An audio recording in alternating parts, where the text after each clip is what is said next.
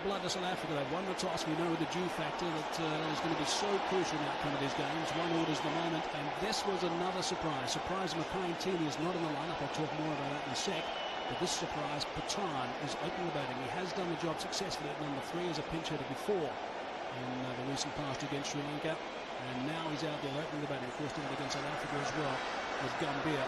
Makai did the warm-ups, but then suddenly felt violently ill and went to the change room and was declared unfit by the doctor. Mark Boucher is another man who is not 100%. He's been down for a couple of days, hardly getting any sleep overnight. The other one is Ashwell Prince. So the South Africans certainly do have their problems right now, but Graeme Smith will be delighted upon winning that toss, and he's going to be opening the batting. A.B. de Villiers has been left out, which was expected. Andrew Hall in the lineup. Callis at number 3. He is crucial today. Ashwell Prince, Justin Kemp, Mark Boucher, Sean Pollock. Albie Morkel gets a run due to the fact Makai is just pulled out at the last minute. Johan Botha is in. Charles Langerfeldt fit again from a hamstring strain under Nell, and Robin Peterson is replacing Justin Ongtong as the super sub. Arun Lal's alongside. Arun, take us through Indian lineup. Yes, indeed. The Indians, well, the surprise there was Murali Karthik as the super sub. Otherwise, there's not too much change there. Rahul Dravid did mention that he wanted an insurance against losing the toss. That's just what's happened. That's just what's transpired. Also, maybe the wicket conditions prompted it. Doesn't expect too much turn for the spinners. But otherwise, the team is there, which is more or less as expected. Another big surprise, as we see, the opening pair has changed once again, and this time it is Irfan Pathan to open. That is a big, huge surprise. And here we go. This is the start of the 4th one-day. The 3rd washed out. 1-1 in the series. A little bit wide from Sean Pollock, and exercise from umpire Darryl Harper first up. So India away. There's going to be a lot of noise in this stadium. That is guaranteed. Gautam Gambhir, 24 years old, 283 runs. Very fine strike rate to begin proceedings or to his career. 78, average of 31. He's away, just the one. Gets Albie Morkel in the game early. And of course that brings the pinch hitter on strike, Irfan Pathan, who has been a revelation. What an outstanding cricketer this man is, Arun. Amazing, and he's getting better and better. He's really working very, very hard at his batting to get that balance as an all-rounder. Just 21 years old, Irfan Pathan, and already he's got a lot of experience. 47th game for him. Strike rate of 85. He's been prolific in the 2 series, one that's just gone by with Sri Lanka and here.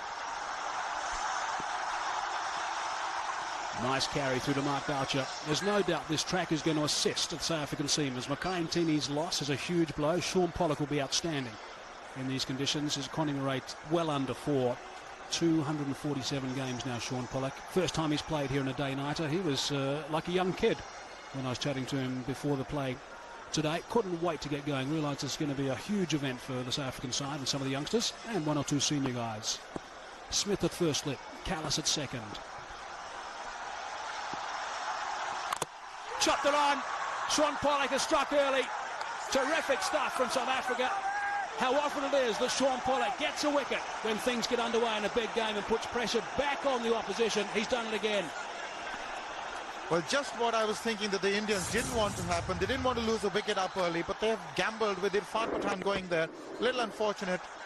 Not too much movement of the feet, just chopping it on back onto the stumps, and the South Africans are delighted, as they should be. That's just what the doctor ordered for them. 2 for 1 India. Pathan gone for naught.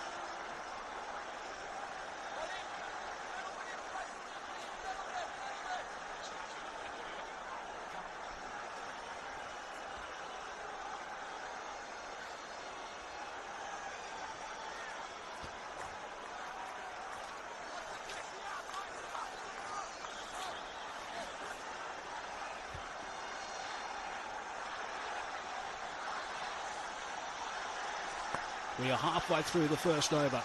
2 on the board, 1 wicket down. And the little master is at the crease. Outstanding numbers from Sachin Tendulkar.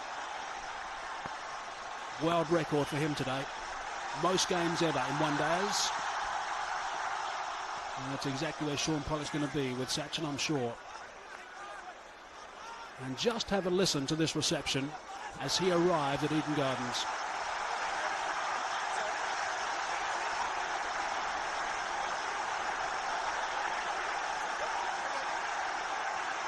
What a star he is. More so here because they love him here. Scored a lot of runs in one-day internationals here. Average of around 60. Bit of extra bounce from Pollock at 133.4 k's per hour, which is a yard quicker than what you'd normally see from Shaun Pollock in these conditions. Another look at the dismissal of Pathan. No real foot movement. He was trying to play on trust. Nowhere in position at all. It's just one of those shots that he was trying to make use of the room that was there, but just ended up chopping it on. So that's one experiment that hasn't worked. Daryl Harper calls wide. Graeme Smith's not happy. Just letting him know there's a line that he can use as a guide. A little bit of seam movement there for Shaun Pollock as well. Yes, pronounced movement. In fact, just take a look at this delivery. It almost went off like a leg break, but it was pretty much within that line that he was indicating. Yes, let's hope there's consistency on that, because that was a pretty tight call. And so says Smith. That is the end of the first over from Shaun Pollock. 3 for 1.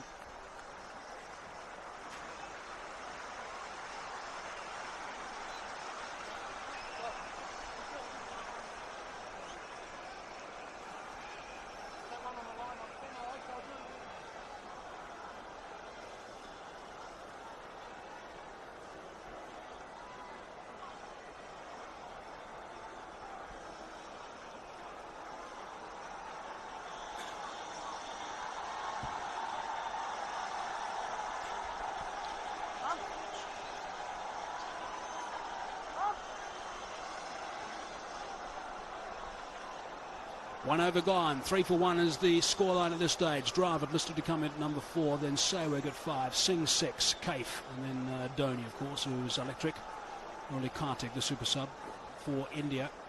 Robin Peterson, the super sub for South Africa. So both teams doing a bit of gambling before the toss of the coin, and both teams quite happy with the outcome with respect to the super sub. Now, normally it would be Mackay Ntini who'd be running in now, but if you've just joined us, he was ruled out just before the toss due to a viral infection. And Andre Nell in his 42nd game economy rate is coming down. It wasn't that long ago when it was over 5. And he is an aggressive bowler. I wonder how many balls it's going to take, Arun, before we see a bit of muttering from Andre Nell. I'm going for about 4. Don't know what your call is. That's a good start. They had a bit of a battle, of course, in Bangalore. Take a look at that for a follow-through. It was a terrific delivery, no doubt.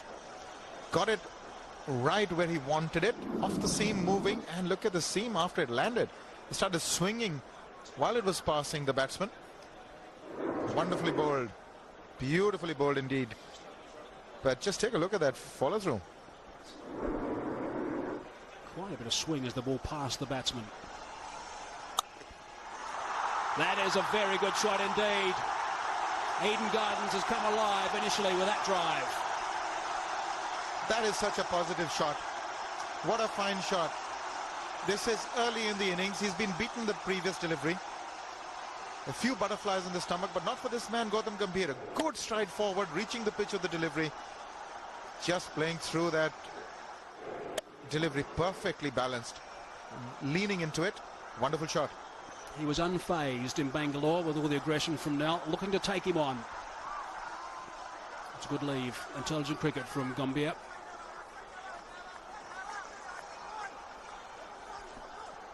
He's a plucky young customer, Gautam Gambhir. Very aggressive indeed in intent. Otherwise, he's pretty laid back. But just what's required when you're really up against another very aggressive unit as the South Africans are. You really need to keep your wits about you.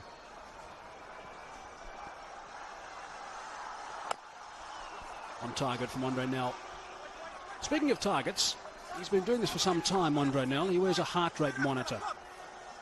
And you'll see just before he started his spell, he just pushed the button on his clock. He's got a chest strap as well, which registers there, and they download it in a computer to make sure that what his optimum performance level is.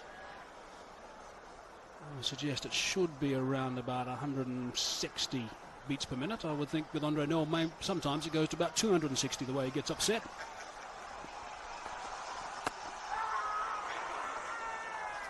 It's a bit of a delayed shot from Nel, with no support behind. Well, that didn't get up a lot. It was a short delivery. But when you're bowling from over the stumps and you're striking the pad and it's going on to hit, it's quite obviously would have landed outside leg stump. Geometrically impossible to actually land within the stumps and actually go on and hit them as well without getting a pronounced in-swing into the batsman. That's Jai Prakash. Played a lot of cricket as well, first-class cricket. Nice line, nice length, nice carry from Nel. 7 for 1.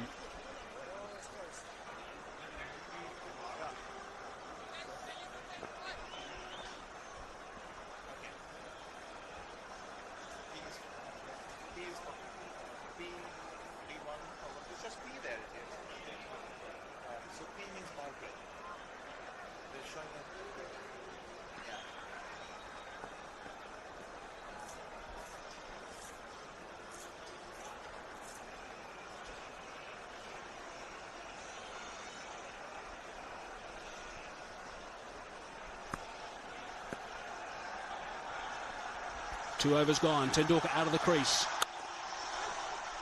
which is going to mean that Sean Pollock will just bring his line and his length in particular just back a little bit. Tendulkar looks like he's batting some distance out of his crease, which is not something you normally see for him at the start of the innings.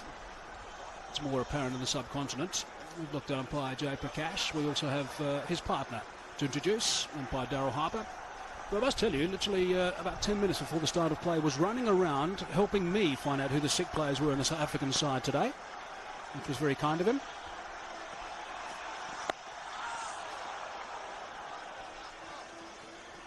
Very precise with where you can go at Eden Gardens, as most cricket grounds should be, so I wasn't allowed to go near the players' change room, and Darryl was zipping around and confirmed that Boucher and Prince are the two other men who are not 100%. India will be hoping that Sachin is. And dare I say it, the South African supporters, he's due. That's where he's batting. Some distance out of the crease. To negate any seam, one would imagine. Inside edge onto the pad. And you might guess he's away.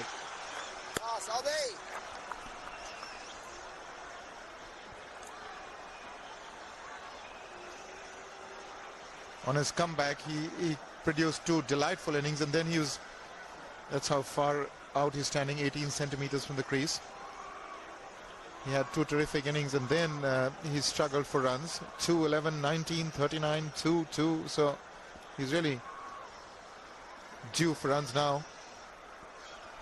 Due might be a bit of a key word today. I can confirm that last night, thanks to Arun Lal, myself, Robin Jackman, and Johnny Funnikirk, and Colin Bryden, a South African journalist, went to the Kolkata Cricket Club for a quiet beverage and a bit of a meal, which is the second oldest club in the world, actually, 213 years old now.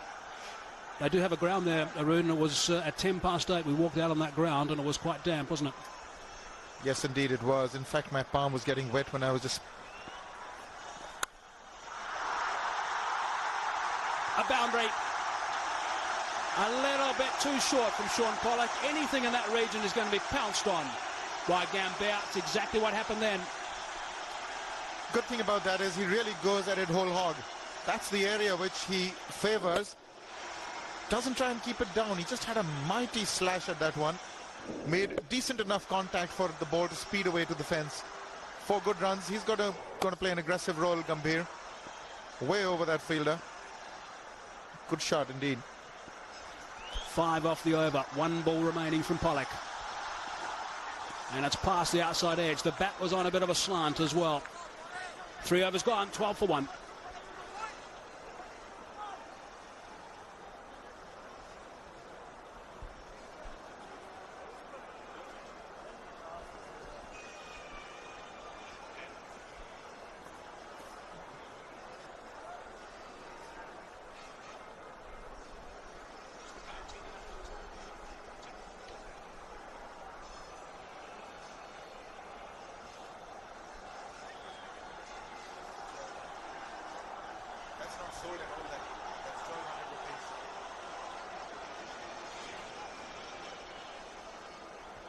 He'll be bitterly disappointed today, Mackay-Ntini.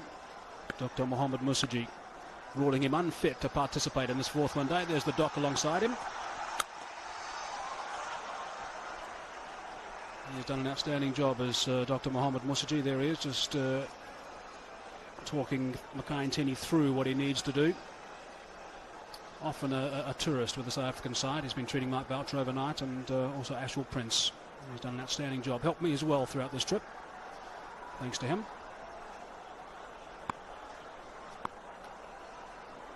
Well, he did attempt to try and get fit enough for this game, Ntini, but couldn't quite manage it. Yeah, that was quite remarkable footage. That was literally about 20 minutes before the toss. That's when he went down, Mackay-Ntini. Just after that, he suddenly has to rush off to the change room.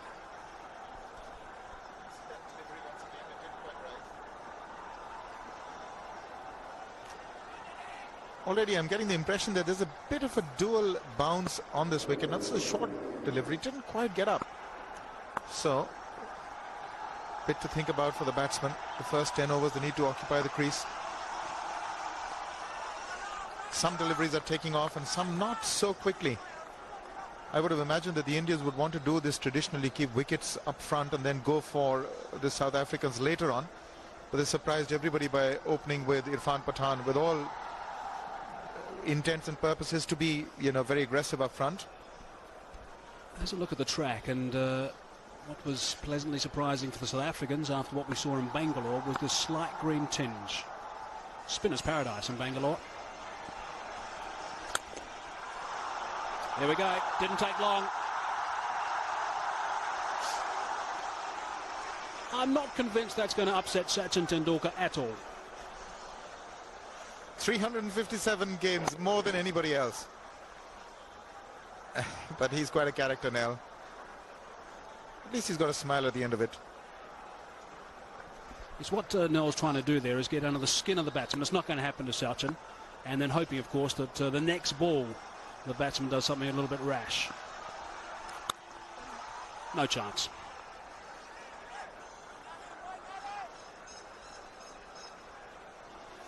So, Arun, we've mentioned this dew factor, and obviously that's going to play a role as this game goes on. It's a little bit confusing, though, in the last 10 day-night games. 7 won by the team batting first, 3 by the team batting second. Yes, it is indeed.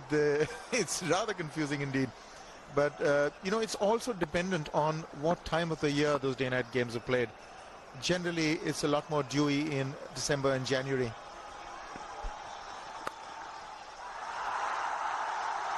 You would think he's smashed it through extra cover for 4. He hasn't. He's got 1 down the 3rd man and 1 off the over. 13 for 1.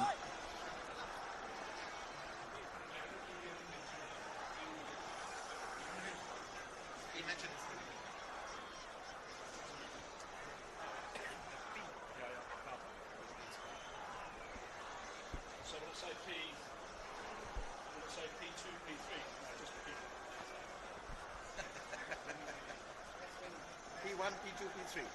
Oh, just P. Okay.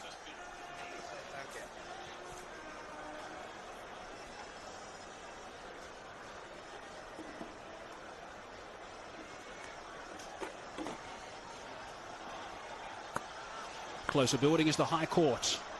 And Sean Pollock's bowling from the High Court end. You'll notice on our information, there's another wide that has been called. This is very unusual for Sean Pollock. A couple in the first over, and now he's bowled his 3rd. So this will be a little bit of concern. Extras are going to be crucial in a game like this. Wanting to keep it outside the off stump, wanting to to get Sachin to go after him. Just erring in line a bit. Very disappointed indeed. They're known for their discipline, the South Africans. They do their basics right. Just wish to point out at our graphics at the bottom. You can see that now it's 4 overs and 1 ball, and there's a P next to it. That's a P for power play. Of course, 3 power plays need to be used here by South Africa and India when they're bowling. It's just to inform you that the power play is in operation. Power play 1 it is. Mandatory 10 overs. Then there can be some juggling done by the skippers should they wish.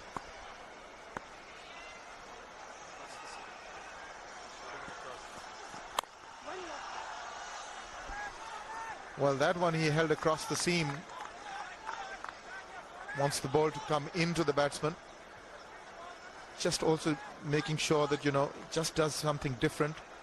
Sending a signal to Sachin. Sometimes bowlers believe that when it hits the seam, it could sort of retard a bit or get a little more bounce.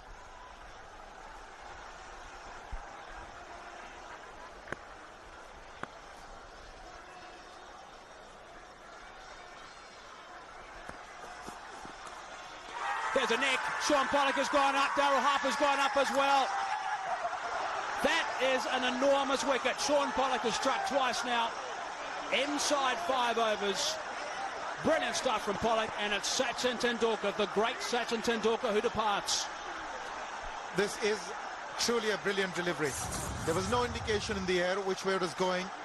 Straight in the air, off the seam, just that hint of movement, and Sachin following it, just that wee bit to get that edge. Just a fine edge, and they all go up. So this is a big, big wicket for South Africa. They won the toss, fielded. They've got India 2 down for 14. Sachin gone for 2.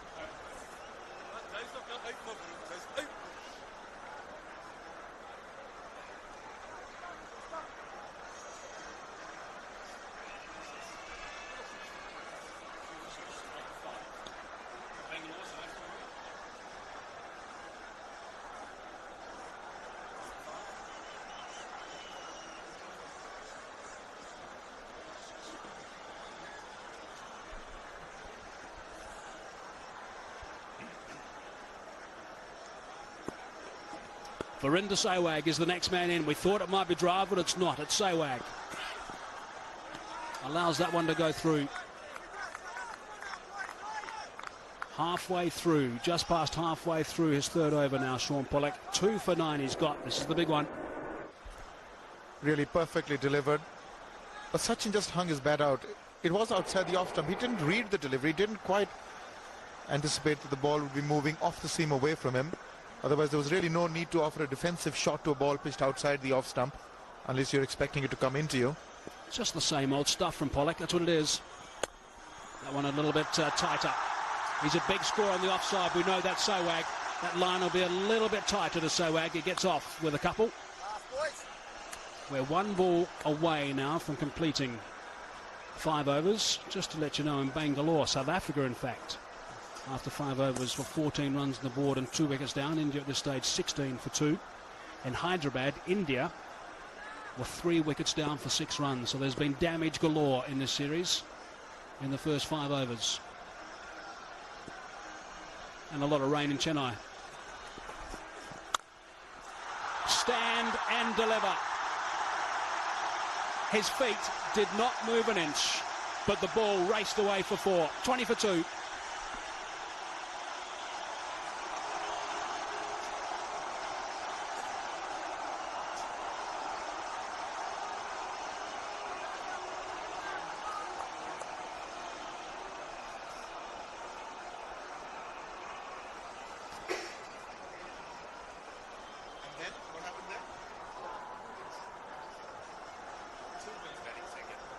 They managed to chase it. So 4 times they didn't chase it.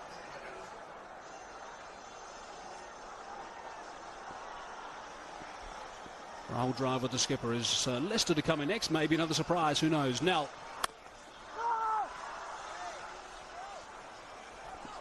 the umpires are not going to be allowed to rely on audible necks today with this sort of crowd. Andre Nell has been in trouble already in this series with running on the pitch. Umpire Jay Prakash not happy already.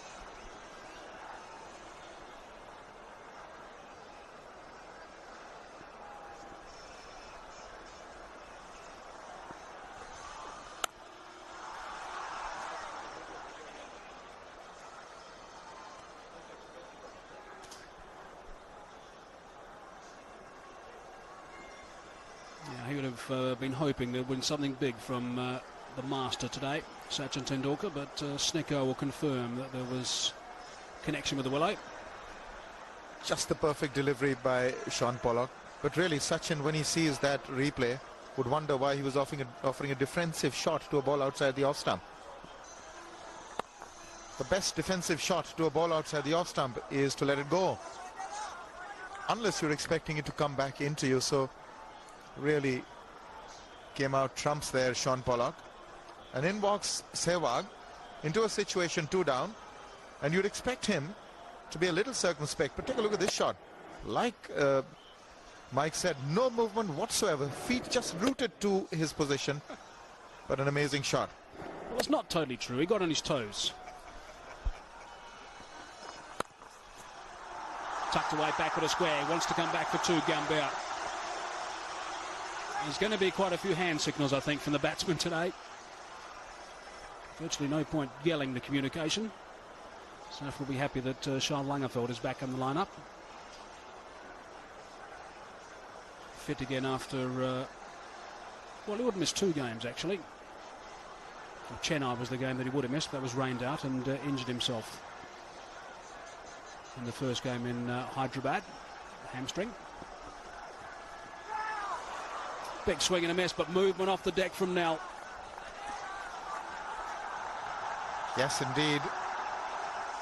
Just took a huge sigh of relief there. Gautam Gambhir went for that extravagant drive outside the off stump. But there is movement off this track, and whenever the seam is hitting the deck, you're getting quite pronounced movement off it. That's because of the grass. It's also a bit of a fresh wicket, if you can call it that. This is a 2:30 start. However, whatever is to happen is to happen in the first 10 overs. You're 2 down, you've got to be a little careful.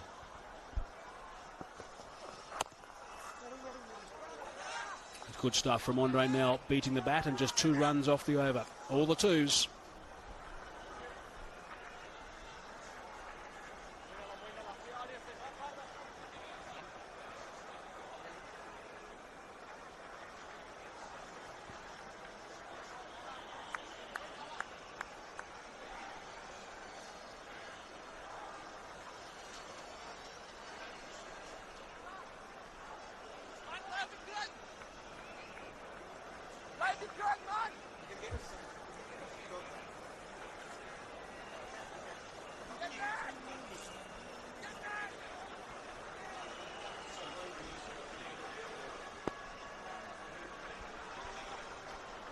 .22 for 2 at the moment. 6 overs gone. Sean Pollock is the man that has done the damage for South Africa so far. Graeme Smith has done the right thing as well as far as the visitors are concerned and won the toss.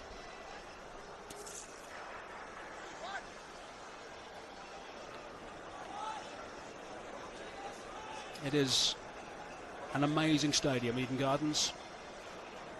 In the vicinity of 100,000 people expected today. Crowds, the queues were going back kilometres as we arrived earlier. That'll be a leg bite. Now this is a pretty riveting battle between these two, Sehwag and Pollock. Pollock has had a terrific series as well. Very disciplined. Doesn't strive too much for pace. Extremely experienced. He keeps the ball around the off stump. And he's done early damage. And he's also been difficult to get away as well. So he's been very frugal as far as giving runs away is concerned.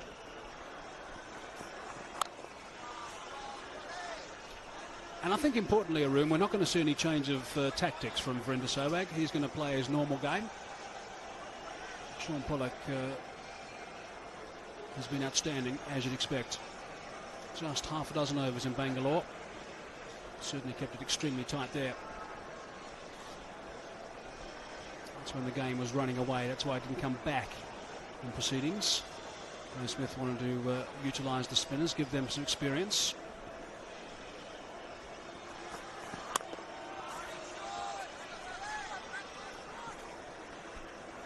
I think it's worth reflecting on the last game that was played here, Arun. Game that Pakistan won, chasing down a score of 292 for 6 that India made. So that's maybe further confusion for all of us.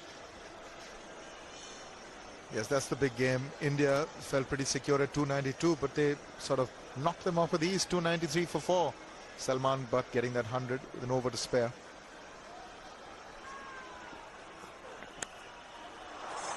Graeme Smith has taken that catch. Pollock has struck again. He's now got 3. It seemed to go quite slowly to Graeme Smith the first slip. He had plenty of time to do it. Rahul Dravid's now out of his seat and almost ready to go. But South Africa are all over India like a rash at the moment. That man, Graeme Pollock, just take a look at this. Angled away, just a hint of movement. Gambhir not quite offering the full face of the bat and just about carrying to Graeme Smith. He was certain that he had pouched it. He wasn't. But eventually, it shows that it landed right in those palms. So 3 down now, India for 23. Gambhir gone for 11.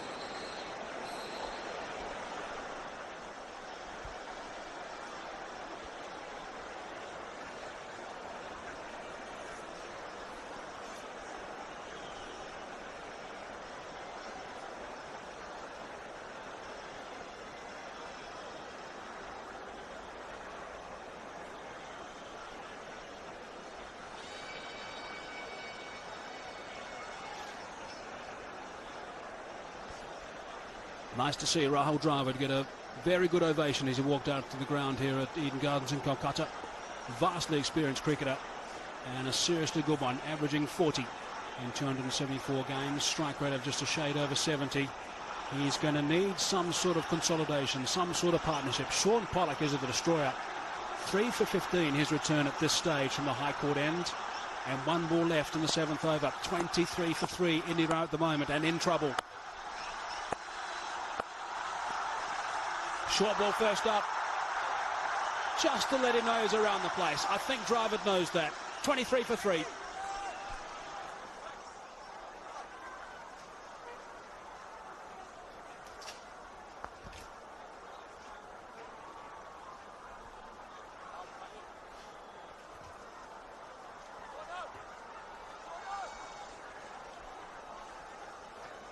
Number 4, boys, number 4, another.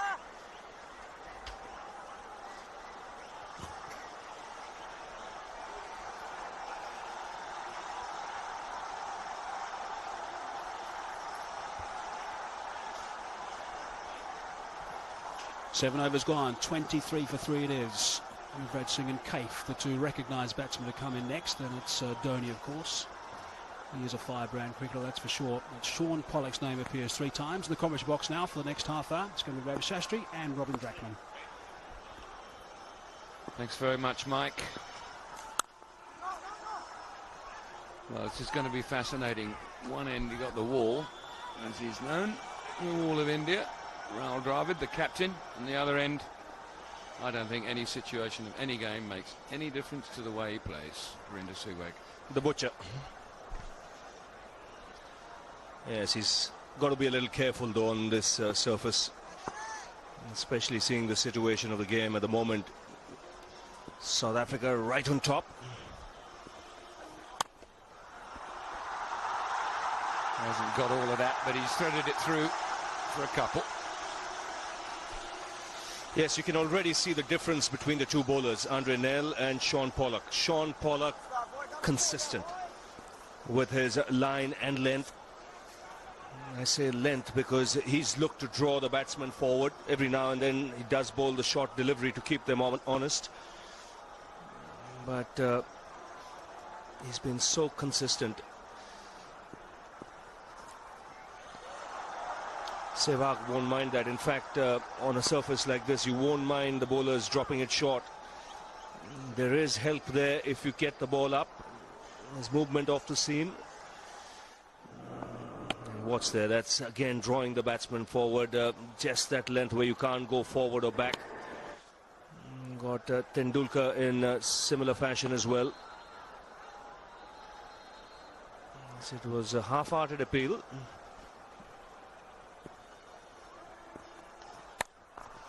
Got hold of that one though. No need to run really.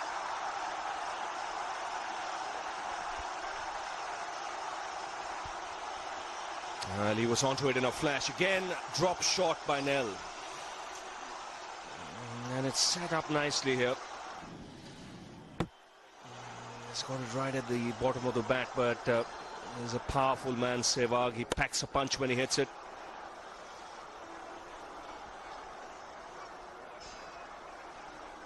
These new bats these days seem to have sweet spots from the bottom to the top, no matter where you hit them.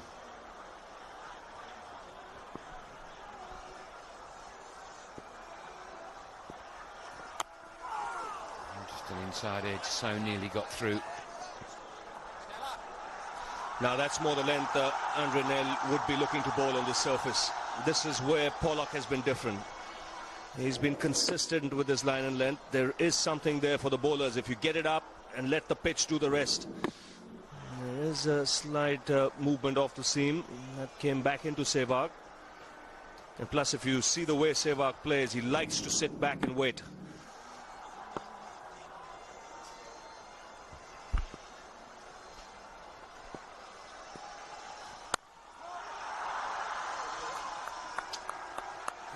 End of the over, 29 for 3.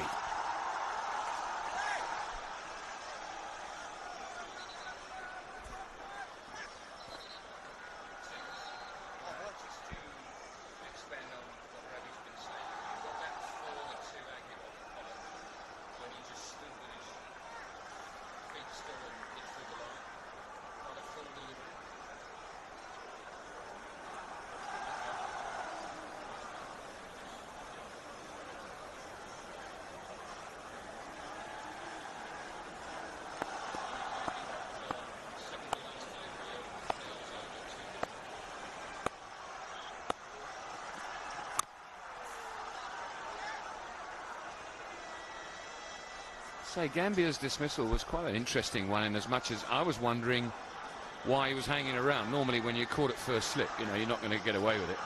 Umpires aren't going to make that big an error. And yet it was only when I saw Pollock's reaction that he wasn't sure it's carried. That shows that it carried quite easily. Nicely caught by Smith, fingers underneath it. He just holds it up. But Pollock wasn't sure. Therefore, why should Gambia have been? Big appeal, that'll be tight, that'll be tight. Is it sliding down? Yes, says Darrell Harper. Well, he's asking questions all the time, Sean Pollock. Very close to the stump, so he gets a lot of leg before it's going his way. That was a good decision, may have just slipped down leg side. But he's thereabouts all the time. Bowls very close to the stumps, so the chances are there that he'll get more leg before decisions in his favour.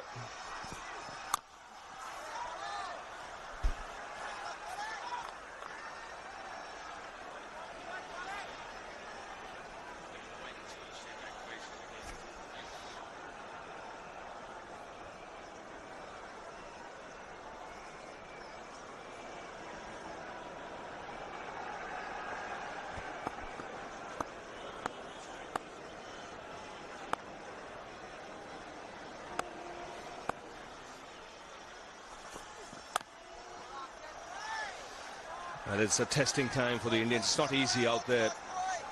These are good conditions to bowl in. That's why Smith had absolutely no hesitation in fielding first on winning the toss. If you look at this surface, there is quite a bit of grass on it. You heard Arun Lal at the pitch report saying he's never seen a track like this in Cal. Don't forget, there's no Saurav Ganguly playing today. And just having a chat with the groundsman, I just reckon if the Bengal team play more on these surfaces, they'll become a much, much better side, producing a lot more cricketers for India. I think this is a good first-class trip. What it also tells me that this groundsman is talented. When he wants to produce a good track with bounce and some grass on it, he can do it. Are you surprised, though, Ravi, that there's that much grass for this stage of this particular tournament, 1-1? Absolutely, yeah. Because this is a one-day game. This is not a test match, Robin, and you don't want the toss to be that important, where you could be on the back foot straight away. We'll come back to that. 29 for 3.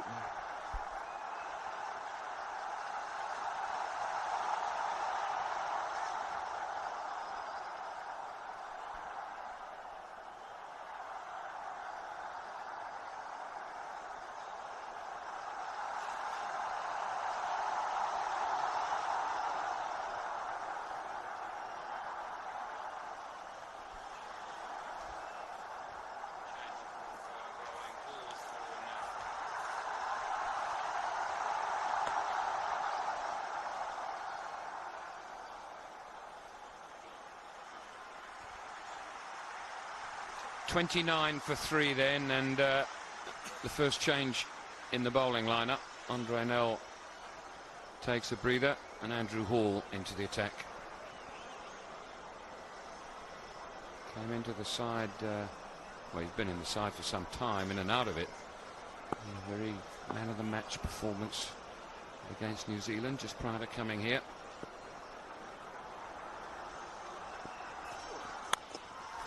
It's a good shot on the up, and doesn't think about running. Well, you almost got a feeling, Robin, that Sehwag was itching to go once he saw Hall running up. Now, mid-off is on the edge of the circle, but he's smashed this down the ground. Nice full face of the blade.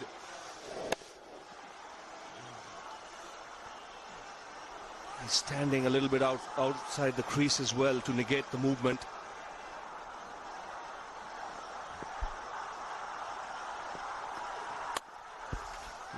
Keep a little bit low, or was it just a bit fuller? Sehwag has this habit, as you were saying, Ravi, of staying back, if you like. You know, he's not a big, doesn't get a big stride of the left foot in. And there's a good example of him staying back. We've seen it a couple of times in this game already.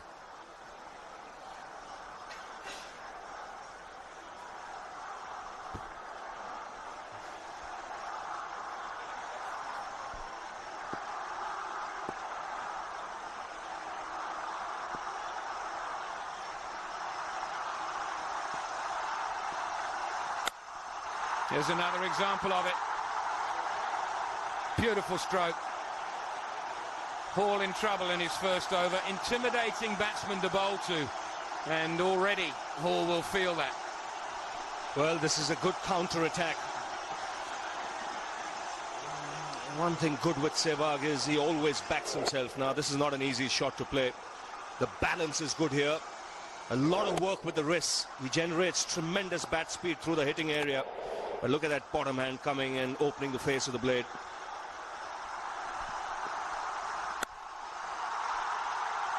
Just get one this time, and Hall will be quite happy.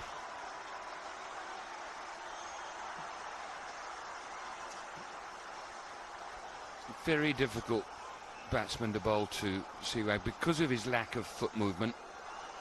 We saw him earlier on when Pollock bowled to him.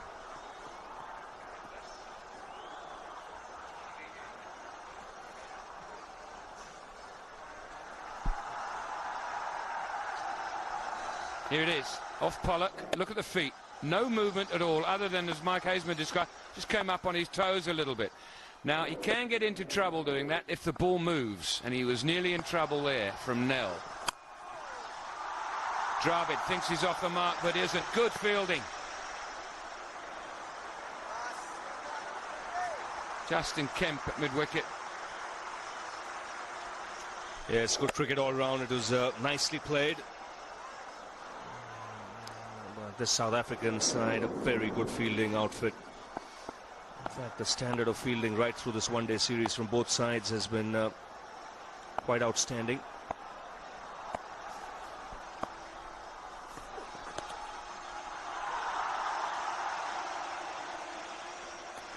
End of the over, expensive one for South Africa. 10 from it. 39 for 3.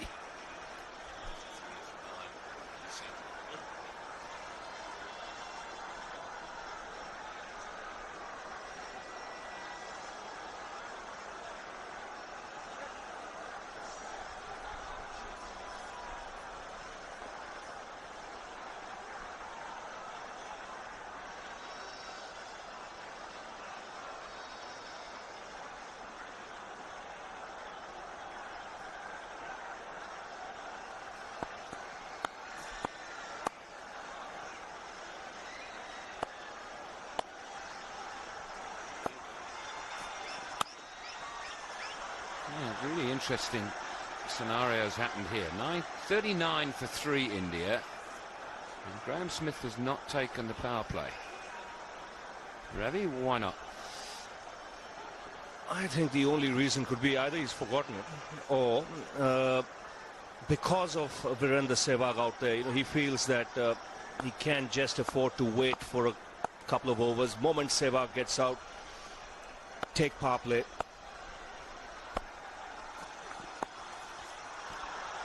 He was having it's good running, leg by. He's having quite a long conversation with the umpire after the end of the 10th over. So I think you're spot on with your second recommendation. I don't think he's forgotten. I think he'd just like to see if he can't nip out Sehwag, and then the power play would be a little bit more potent. What's surprising though is he's still got 2 men in catching position for Sehwag. Now he's moved out from first slip. So if there are 2 men, I think he's having a chat with the umpire. Might just have forgotten it. Robin?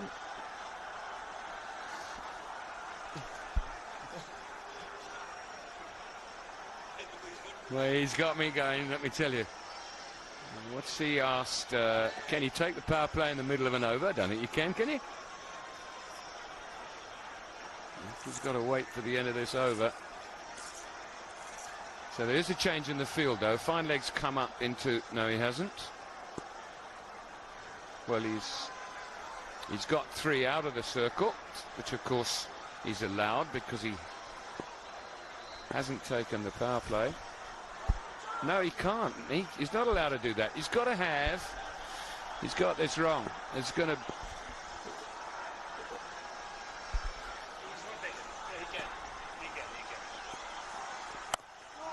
We're all pretty confused in the commentary box here. We're having a vote, and it's come out that because he hasn't taken the power play, he can have an extra one back. Yes, why it's confusing also, Robin, is that he's got 3 men outside, but he's still got 2 men in catching position in the slips. This is something you don't see too often in a one-day game, especially when power play does exist. You normally will see those catching positions disappear and men in the outfield. So he obviously believes there's a chance of Pollock getting the outside edge. Brilliant shot. Yes, using the pace of the bowler. Once again, fantastic hand-eye coordination. South Africa really want to see the back of Sehwag. He is so dangerous. I must confess, I think third man is much too fine for him here. Third man is just to the right of, well, probably through an empty gully area in line with the batsman.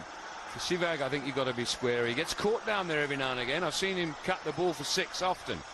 I've also seen him get caught in that position.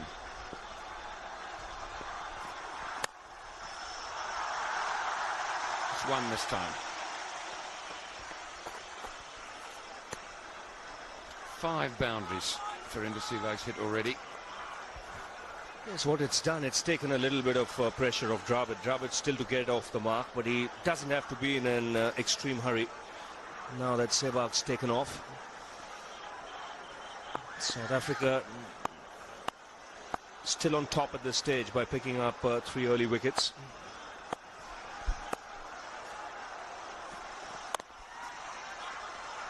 Wants to single, but it's not there. Prince in very quickly from backward point. 45 for 3, 11 gone.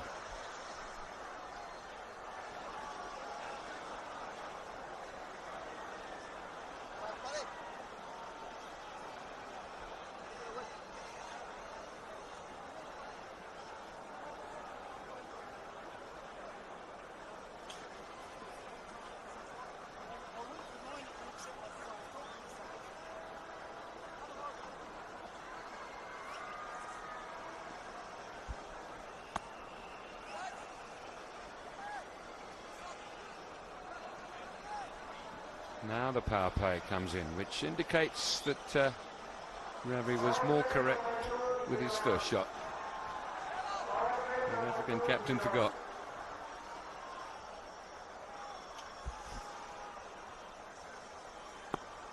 Yes, 2 men in catching position. In the air, and 2, 3, 4 bounces for 4. So Hall under pressure early on. 2 boundaries in his first over, and now 1 off the first ball of his second. This is exactly what Sehwag did even in the first over. Went after him with his very first delivery of the over. He's got this away to the boundary. It was a loose delivery though from Hall, drifting onto the pads. But he's under pressure. Out, caught Boucher, bowled Hall. Hall gets his revenge. He's taken some punishment, but that, for South Africa, is a huge wicket. This ground stunned into silence. That is a big, big wicket. And the difference here is that Hall has got this up and a little wider, which means Sehwag had to reach out for it. He normally doesn't get across with that front foot. If it's up and straight, he'll bang you down the ground. This time, wide enough to get the outside edge. And India in deep trouble, 49 for 4.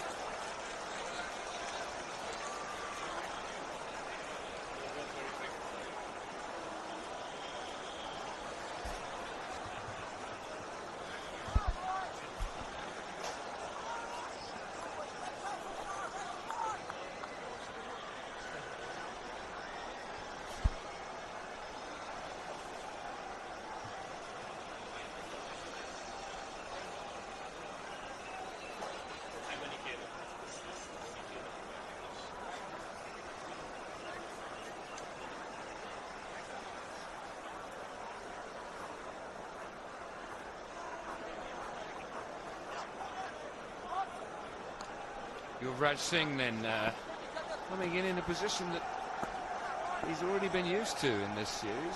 5 for 3 it was when he came in the first game in Hyderabad. Got 100. Finished up on the losing side. Now he's come in at 49 for 4. With a similar job to do.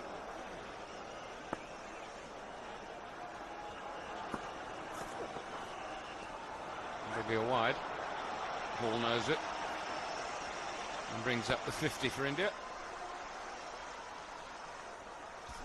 Well, the last man to be dismissed. This is a big blow, but good bowling by Hall. What he's done here is got it up, and he's got it a little wider. Sehwag had to reach out for that without really getting across with that front foot. And a big outside edge.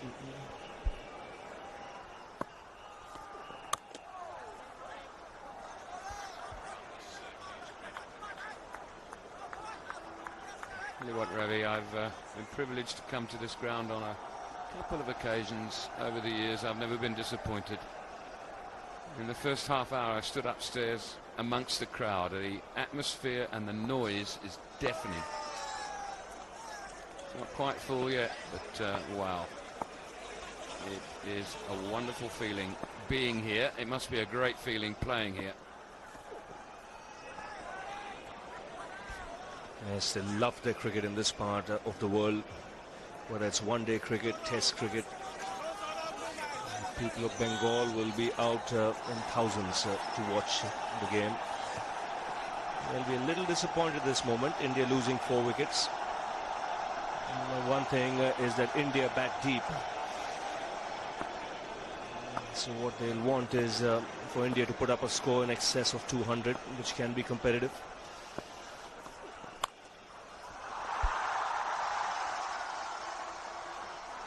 One thing that quite surprises me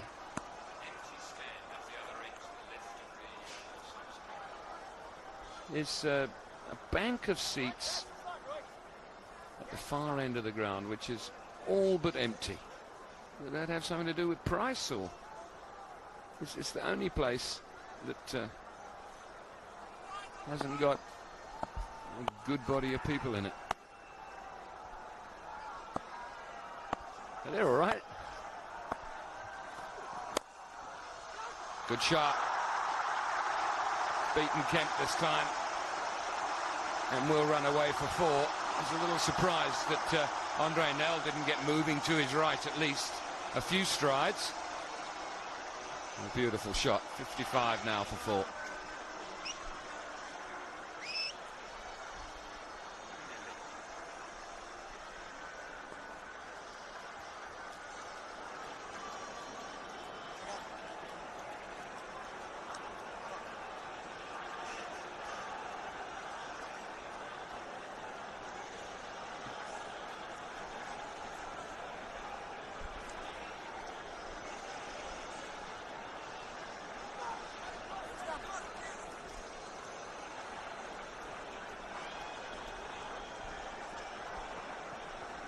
So 3 wickets to Pollock. India having been put into bat by Graeme Smith when he won the toss earlier, and reduced to 55 for 4. Pollock just about to start his 7th over.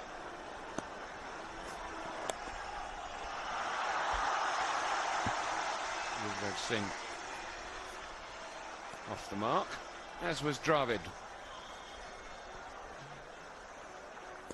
And he worked a ball from Hall through mid-wicket with sweet timing.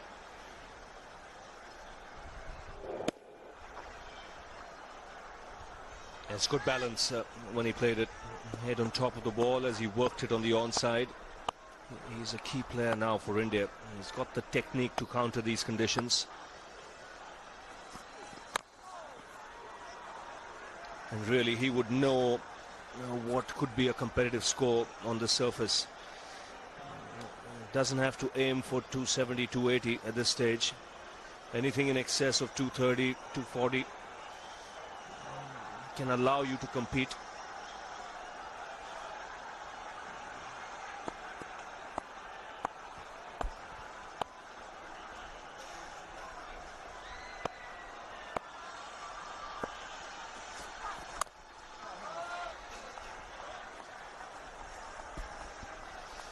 He would also know that Pollock is into his 7th over, so might just bowl one more over, and then you could see Graeme Smith holding him back for maybe later on in the innings.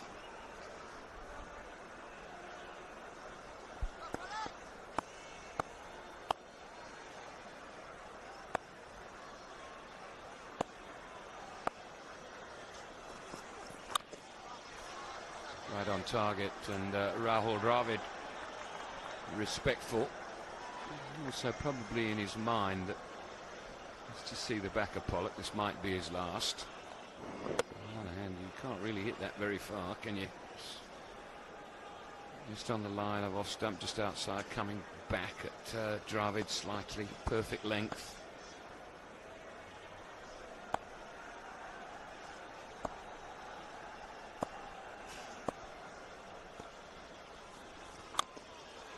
once again.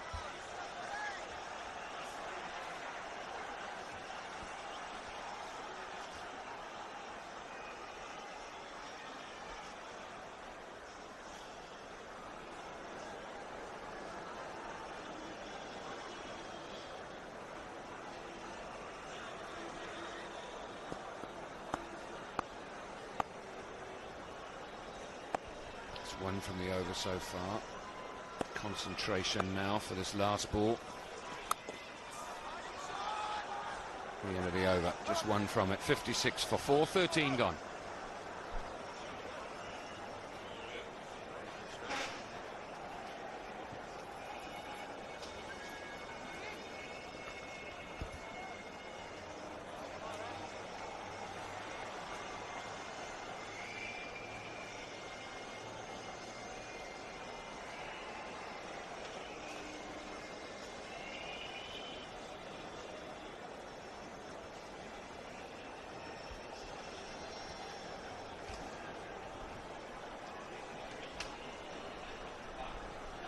.56 for 4 then. Dravid not out 4. Yuvraj Singh not out 2. South Africa in the driving seat at the moment. And Nell replaces Hall. Not a good move this, I think, anyway. I wonder what Lakshman Krishnan and Mike Hazeman think. Thanks, Robin. I'm with you. I'll tell you the reason I'm with you. There's an official warning for Andre Nell, which is not going to assist his concentration or confidence right now. South Africans are quite keen to match Andre Nell with someone in the opposition lineup. It's been successful over the years with Brian Lara, although Lara scored a lot of runs, but Nell has got him quite a few times. And after that dismissal of Dravid in Hyderabad, I'm not surprised that they want to be Nell versus Dravid wherever possible. Yuvraj, of course, on strike at the moment. Albie Morkel getting a bit of exercise in the outer.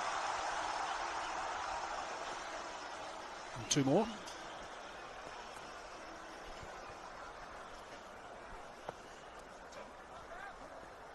He's been in good form of late, Yuvraj Singh. Century will certainly help his confidence. The left-right combination out in the middle, they have to build together a good partnership, Dravid and Yuvraj.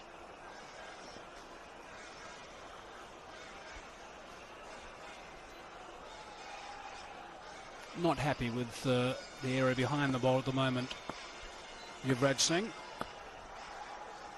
still operating with 2 slips around the wicket now, which is something he doesn't mind doing now.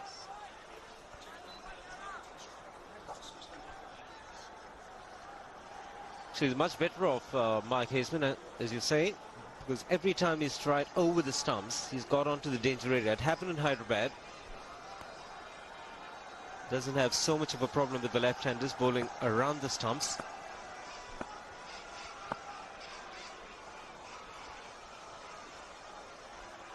Slip under gully now. Bottom edge, and there's that little bit of variable bounce that we've been talking about so far. I think there are times when you're facing Andre Nell, and again I'll refer to Dravid's dismissal in Hyderabad. Here we can talk about Yuvraj Singh just perhaps not getting the length right. He's got an unorthodox action. It's a gangly action, Andre Nell. Big tall man, somewhere around about 6'4". Releases from a good height, and that's one of his strengths. He can upset the batsman as they misjudged length of deliveries.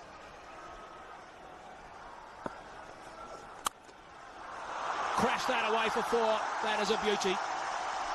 This time he was not going to make the mistake he did the last ball around. Watch the ball till the very end onto the bat. In very good position. Eyes on the ball all the time. And finds the gap. This is a very fast outfield. Enjoyed it, Yuvraj Singh.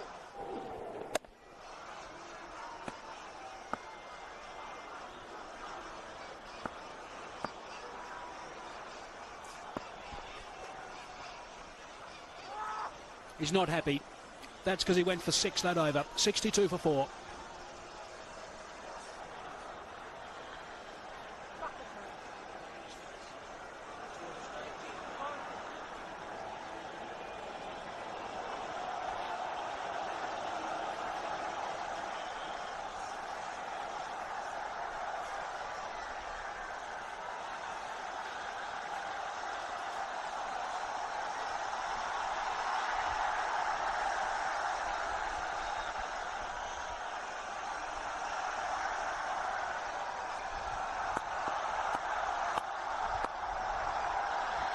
Shaun Pollock's about to start his 8th over. The noise is deafening here in Kolkata. Commentators before, Robin Jackman and Ravi Shastri, speculating that Pollock might just have the one more. And I'm sure this is where he'll stop. Obviously, what Smith is looking for, and there was a long conversation between Smith and Pollock at the start of this over. Smith's looking for one more wicket, that of Dravid in particular. But he's going to have to hold Pollock back for a couple in the middle. There's a little bit of an experience around the South African lineup. Mackay and Tini not playing today. Albi Morkel comes to mind. Callis certainly not hitting his straps with the ball in this series. So he needs a little bit of assurance in the middle order, I think, in the middle of the proceedings. And Pollock's the man to provide it for 2. We've used him well, 8 overs on the trot. But the Indians will look at just playing out Shaun Pollock in this over and try and get a partnership going, try and get some runs of the lesser bowlers. Conditions were helpful, 2:30 start. Plenty of grass on this pitch. The bowlers have made it count, especially Shaun Pollock. Hasn't had too much support from the other end.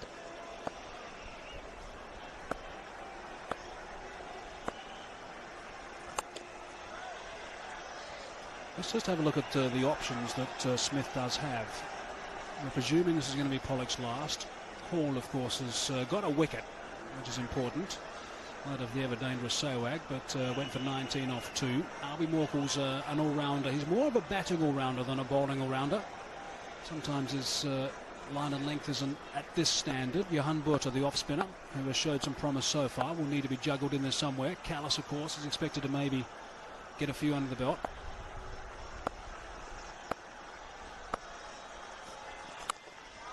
A bit of movement still.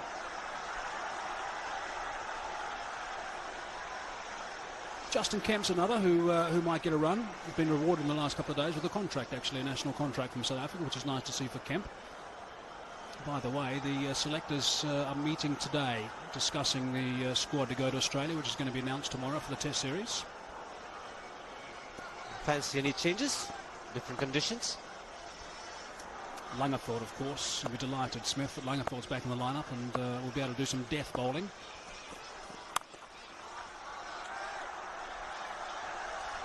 There's been a few performers back home, actually, which have made the selectors take notice. Nicky Bier getting 8 for 102, I think it was, in the last 4-day game for the Free State Eagles. So he would have come to the fore in the selection of the Test series. Might have just leapt ahead of Johan Botha. Jacques Rudolph, some runs also. And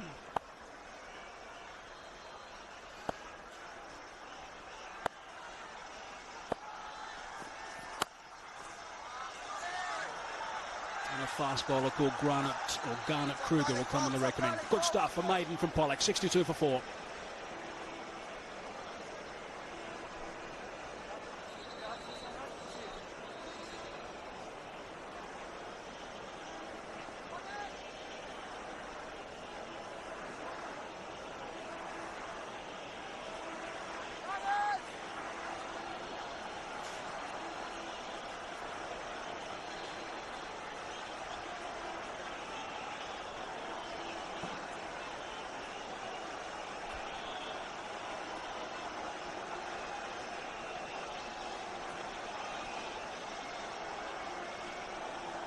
Normally at this stage you'd be seeing the umpires wearing an arm saying that maybe the third power play is about to start, but Smith forgot to introduce the second power play, so there was an over of power play free cricket.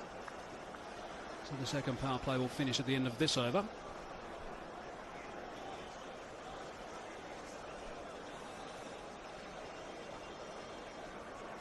But things have gone well for South Africa, winning the toss and deciding to bowl first. Humid afternoon. A lot of work for the Indians.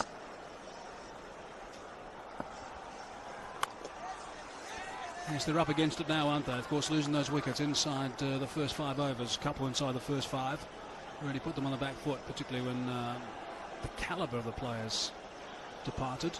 Tendulkar, Sehwag, Patan, that didn't work right at the start, so down to the skipper, I think, to try and get things back on track. He'll be thinking about batting the majority of 50 overs. Will Rahul Dravid.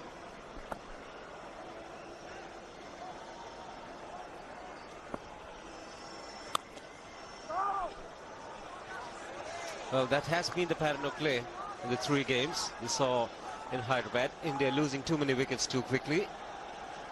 And in Bangalore, South Africa batting first, lost too many wickets too quickly. The same thing here.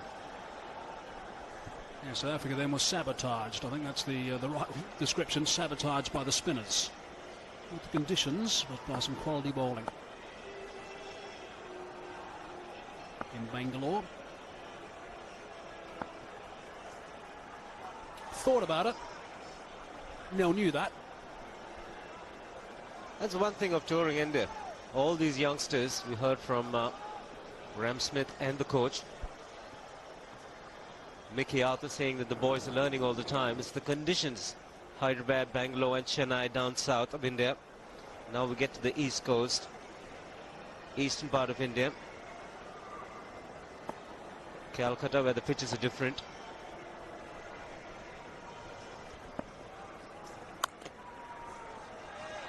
So different players in India having different weather conditions, pitch conditions. So much to learn with every outing for the visitors. He'll be a happy man, Graeme Smith. He'll be happy right now as well, because if this is another dot ball, this will be 2 maidens in a row at a crucial time of the innings.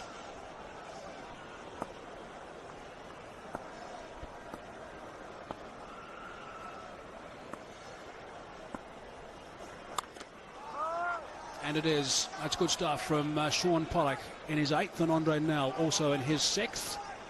So 16 overs gone, 62 for 4 it is, and we'll take a drinks break.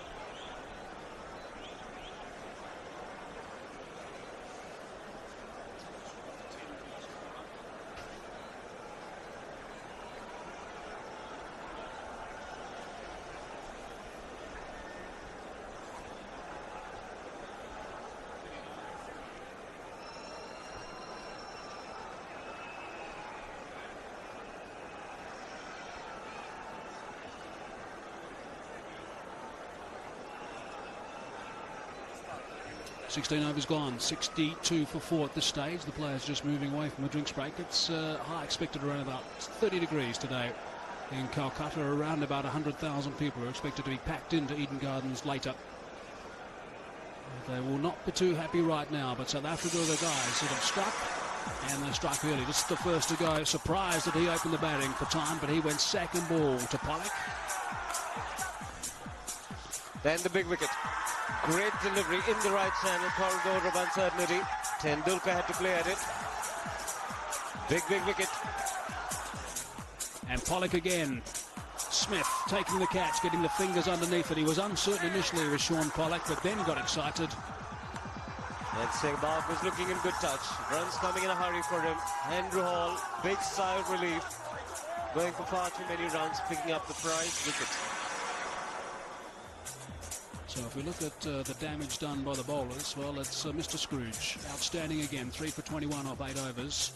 We're expecting he's going to be rested now, save for 2 in the middle. Nell, 6 overs, 1 made, none for 19. And Hall has picked up the wicket of Verinder Sehwag, who we know can take any attack apart, but has been expensive. So it's introduction of Charles Langerfeldt, who's getting some advice from Sean Pollock. And the third power play, we understand, is about to be confirmed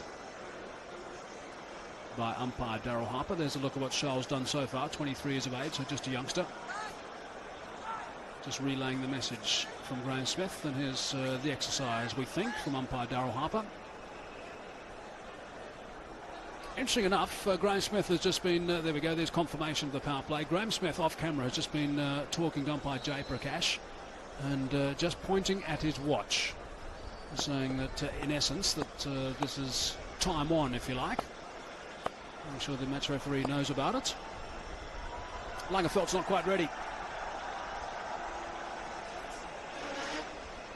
The interesting thing and the good thing about Graeme Smith, he's got a slip in place and also at man is short mid-wicket, which is a very good position for Rahul Dravid. He's in a bit of trouble at the moment, Smith, with this over rate. That's why he was getting a little bit agitated with the signalled umpire Jay Prakash, making sure that there was a little bit of a time delay before that power play was called after the drinks break. Over rate at 12.5 to the over at this stage. Should be pretty close to 15. Quite interesting if you have a look where Yuvraj Singh is standing as the non-striker. Maybe that's Sean Pollock, who was reasonably straight, has asked him to go a little bit wider. Sean's at mid-on, by the way.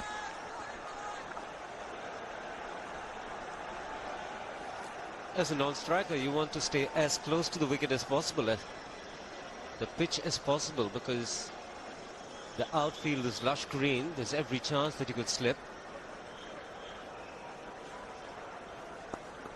More or less in a straight line, Sean Pollock and Yuvraj Singh. Yes, if he was close, looking at that picture, it'd also be okay. A little bit of variation there from Charles Langerfeldt. I think the South Africans are working on a particular plan here. They were delighted with the way they dismissed him in Hyderabad. I think also surprised. And they've noticed that occasionally there's just a little bit of a gap between bat and pad, and if they bowl that impeccable length, he doesn't get, or didn't get in Hyderabad as far forward as he should, and Andre Nell just snuck one through, which was quite strange to see Dravid dismissed in that fashion.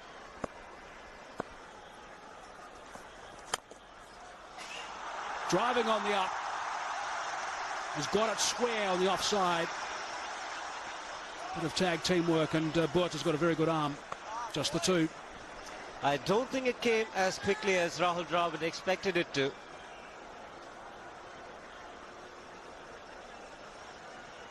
Just marginally short of a length. Was in the air, had to check his shot at the last moment, Rahul Dravid.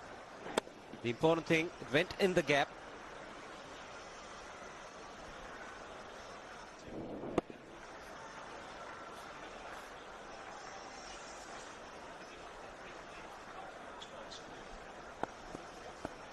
So more protection on the offside, 4 in the ring.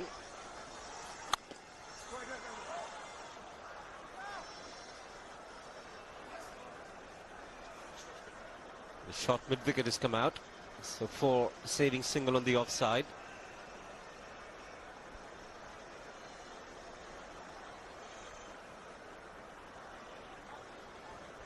It's been a good start. They've got to maintain the pressure, the South Africans. Just 2 runs in the first 5 deliveries from Langerfeldt.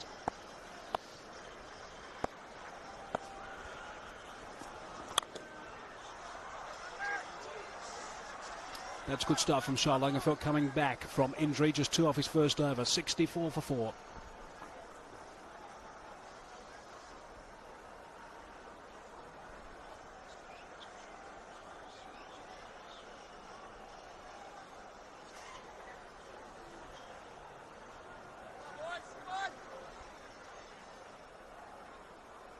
Start, Charlie.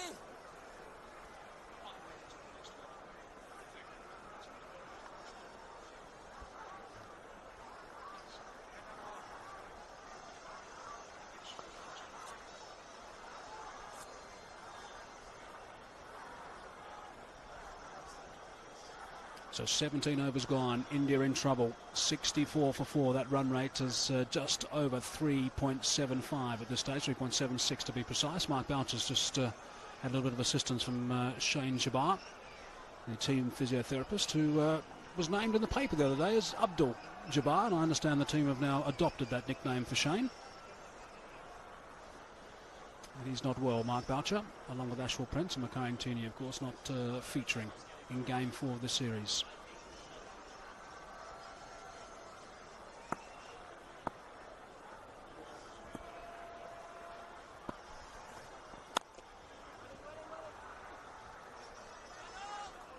With problems with the health of a lot of South Africans and of Mike Hazeman as well. He's been struggling from Chennai. Yes, I must admit I would have preferred those tablets rather than the injections that the doctor's been giving me up the backside, but anyway.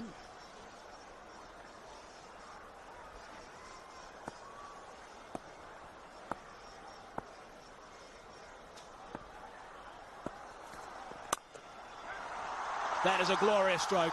That is a beauty. Enough width to free his arms. And Yuvraj Singh, when he's in good form, is a class act to watch. Very entertaining player. And often contributed to the side when India has been under pressure. Again, square of the wicket in the offside, you're asking for trouble. Very well executed. It's so important that Yuvraj Singh does this occasionally. Just gets the odd boundary every now and then to keep him going in the style that he's accustomed. He's going to be looking for 2 here. Justin Kemp is chasing, but won't prevent the second. One thing with Yuvraj, as long as he's out there, the runs will come, and come quickly. He's capable of hitting boundaries, and also has the ability to push his partners for 1s and 2s. Just interesting to watch Mark Boucher there, just sitting into Justin Kemp to make sure that throw is low and on the bounce. That sun is not far away from setting, so therefore it's providing problems.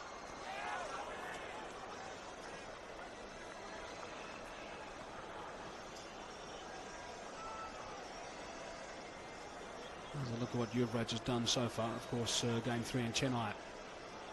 Shiva's hometown was washed out, sadly, but Hyderabad, he was outstanding. Yuvraj, man of the match, and finished the game in style in Bangalore with a drive for extra cover.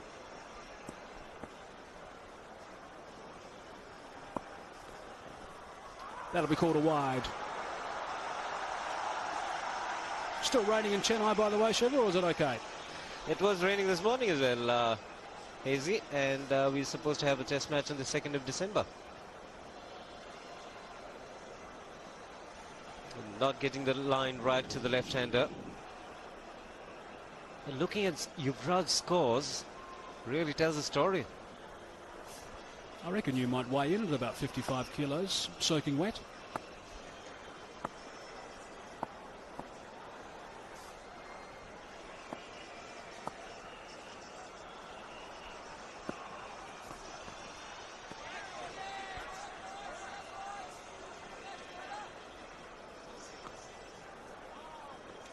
He came into the series with his place in doubt in the team. Didn't have a good series against Sri Lanka. Got 103. Came into badminton India where 3 down for 5. Got a magnificent 100 there. And kept his place in the side. And thereafter, here again, he's under pressure to perform. 7 off the over. It's a good one for India. 71 for 4.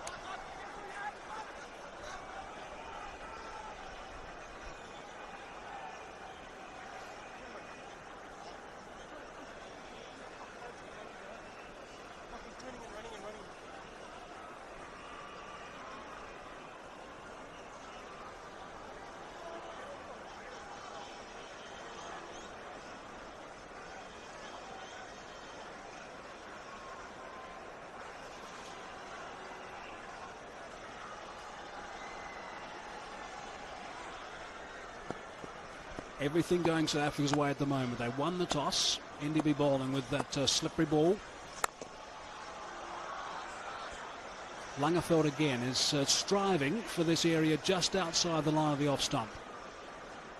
Just hoping that Dravid doesn't get as well forward as he normally does, and the ball comes back a little bit off the seam.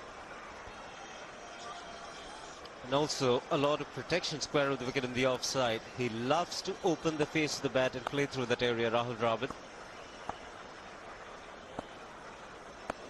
Be consistent about 6 inches outside the line of off stump. Got him! Brilliant stuff from Shah Langenfeld. A straighter delivery that time. There might have been a little bit of movement away from Rahul Dravid, but again, it's an uncharacteristic shot from Dravid. It's a good delivery, but Dravid won't be happy when he sees this replay. Again, just a little bit on the lazy side. Great delivery. Langenfeld, bullseye. Just a hint of swing away from the right-handed Rahul Dravid. Fuller and jumping for joy. An important wicket for Shah Langenfeld coming back after an injury. Will do a world of good for his confidence. South Africa done extremely well. Dravid gone for 6, 71 for 5.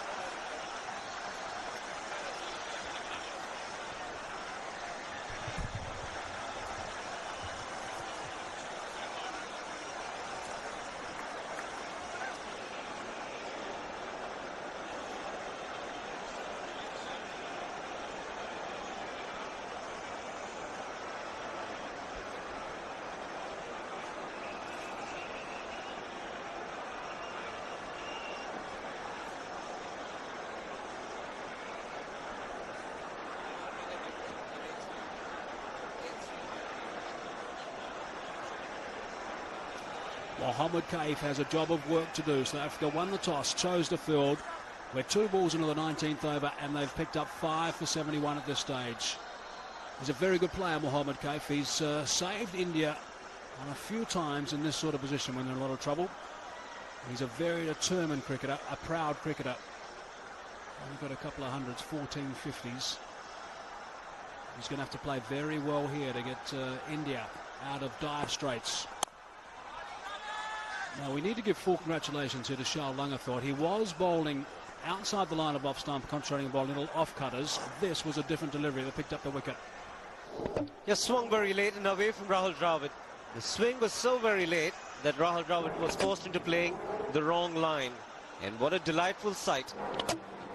I think he deserved it. Wicket-taking delivery. Again, delivering from fairly wide of the crease. So rather than going for that angle, looking for a bit of swing and got it. That's why he was leaping for joy.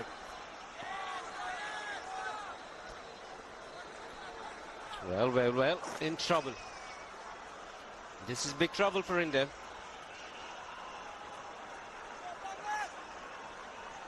Okay, look at the seam position. Perfect for an outswinger. Nowhere near the line, Rahul Dravid. Just have a look also how he overbalances. A foot is nowhere near the line of the ball, the pitch of the ball, and also at the end he's overbalances enormously.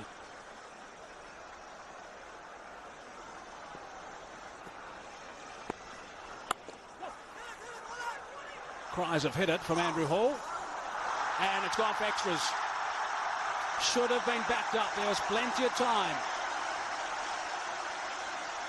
Andrew Hall's not happy. Langenfeld thinks he's perhaps a little bit upset with him that he can get back to the stumps, but no. It was Johan Botha, I think, who wasn't there in time. Had plenty of time to get round and back up. It's 4 runs, might not matter too much. Oh, could have been very, very close run out. Can't blame the fielder for going for the direct hit. The throw could have been well off target by some distance. That might have been the real concern, and the haste to pick up and throw. That's why Johan Botha was not in the right spot.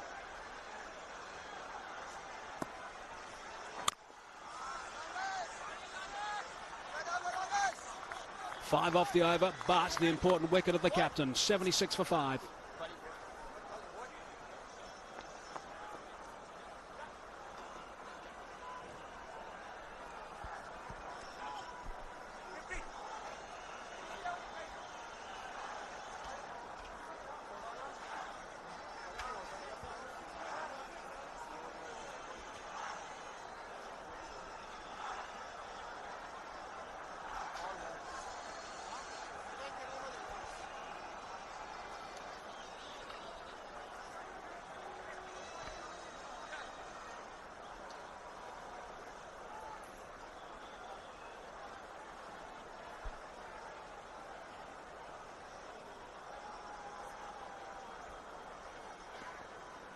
The run rate at the moment is bang on 4. The problem for India is they've lost 5 wickets.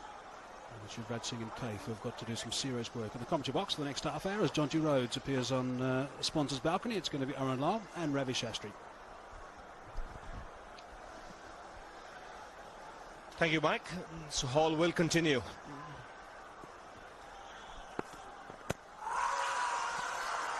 A loud shout. There seem to be 2 sounds. Also, his natural angle is the delivery that slants down the leg side. Let's get the ball into the right-handers. The angle was into him. He was overbalancing. That could have been close. Just take a look at the angle. That's what the umpire's got to judge. Yes, I think that sufficient doubt there. But the fact that the batsman falls over, it gives the illusion that it's going to be a lot closer than it is. You could see moment that appeal was made by Hall. Umpire Jay Prakash just moving his hands and saying there could have been an inside edge. Watch that hand.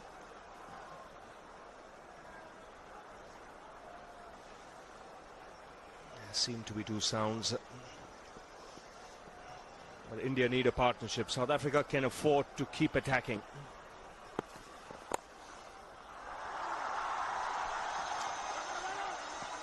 Well, he's taking his front foot across. Anytime he gets struck on the pad, it's going to be a loud appeal for LBW. The angle is into the right-hander. He's got to watch it. It's very early days in his innings, Kev, and he needs a big one here. India struggling at 77 for 5. The ball has moved about quite a bit. There's sufficient grass on the wicket. Good call at the toss that they'd field and make first use of the grass and whatever freshness there is. And how well they've exploited these conditions, Ravi. Yes, it was in fact funny, Arun, at the toss when I said, are you batting? Because all Graeme said with his first answer was we're making first use of these conditions. He didn't say if he's batting or bowling. So when I asked him, are you batting? He was off in a flash. No, fielding. Excellent conditions to bowl in. Plenty of grass on the surface. And he's got the attack, Graeme Pollock, to make use of these conditions. Pollock was superb.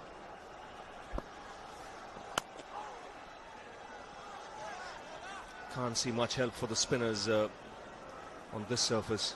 That's why I feel in one-day cricket sometimes when there's too much grass left on the surface, it gets too one-sided. If you lose the toss, you could be in deep trouble. And more so when you have to contend with the dew later on while fielding. It's going to be a wet ball.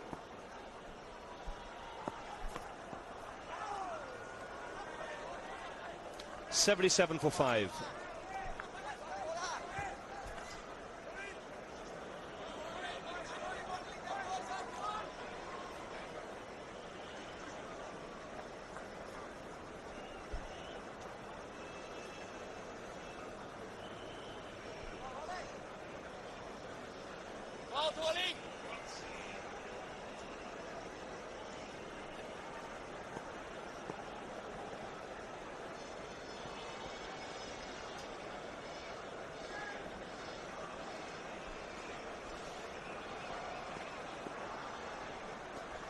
.77 for 5.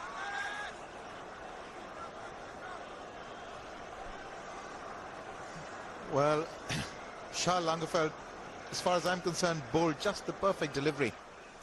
That's what got rid of Rahul Dravid. Now take a look at the angle.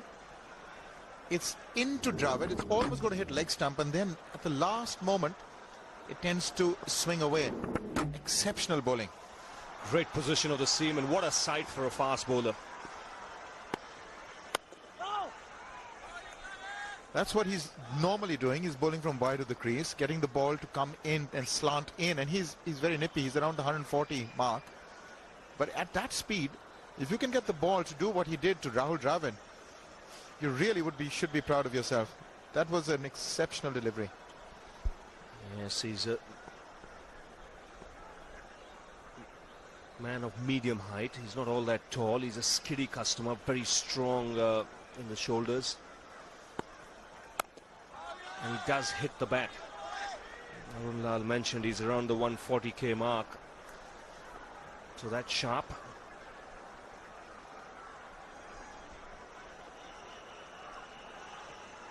And these are good conditions to bowl in.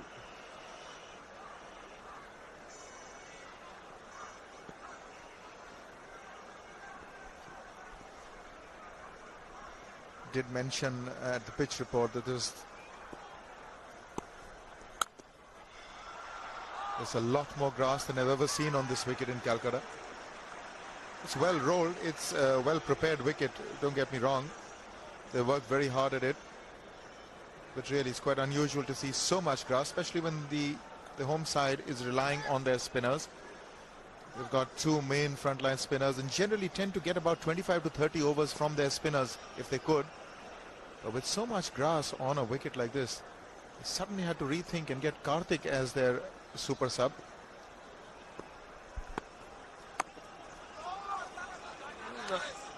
As a groundsman, at times you want to be fair.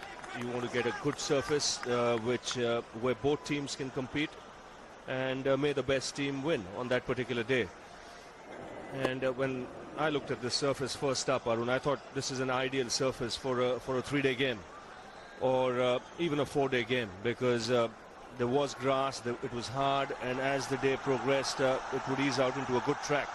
But in a 1-day game, if you wait for the day to progress and then for it to ease out, you could be 5 or 6 down, which is exactly what's happened with India. A maiden, 77 for 5.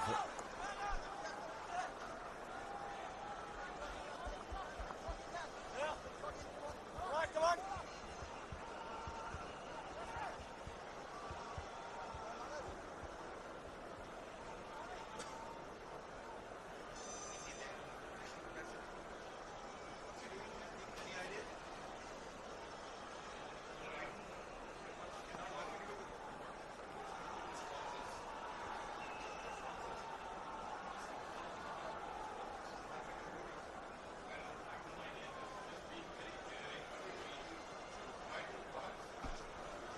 77 for 5, and a very familiar face there on the right. One of the greatest fielders this world has seen. Electric at that position of cover point. And the crowds love him in India. Still looks fit, Arun. Still can get on that field. I'm sure. He really raised the bar on the fielding aspect. We were talking about grass, and I felt that there would be a lot more carry than there actually is on this wicket. I expected, because of the hardness of the top surface and the grass, the ball would carry a lot more, but the bounce has been a little indifferent, I must admit.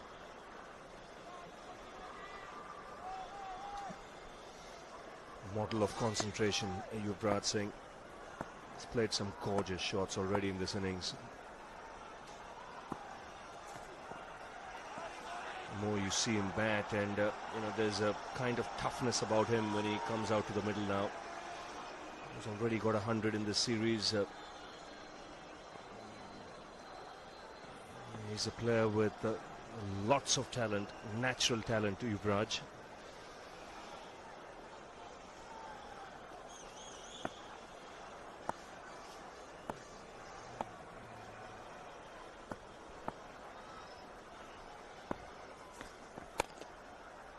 It's worked away on the onside. These two quick between the wickets.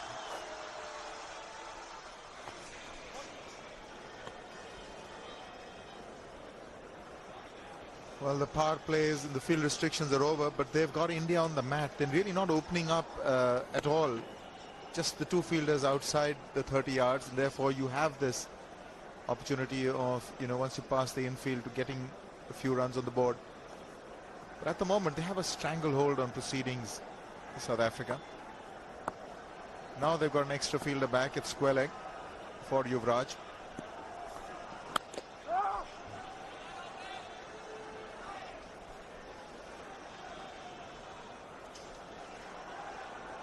He's a tall man, Yuvraj. He handles the bounce well, nice and upright in his stance. He's worked hard on his footwork.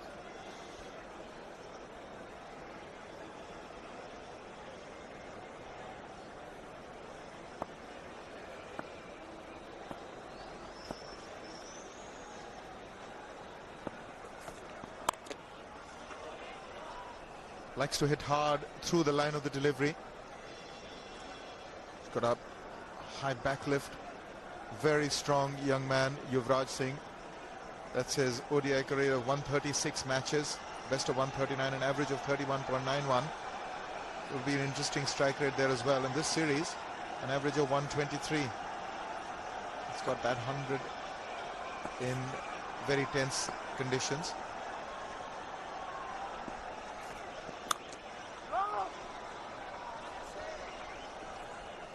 That's what they need to do now, to get singles, but the South Africans are denying them the singles. First 4 deliveries, the fielders are pretty close in. Now they've got 4 outside the 30 yards, protecting the boundary. 3 runs have come from this over. They know that all the play is now to be done by the Indians.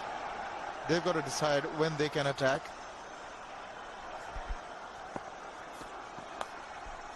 And it's gone away fine and into the boundary.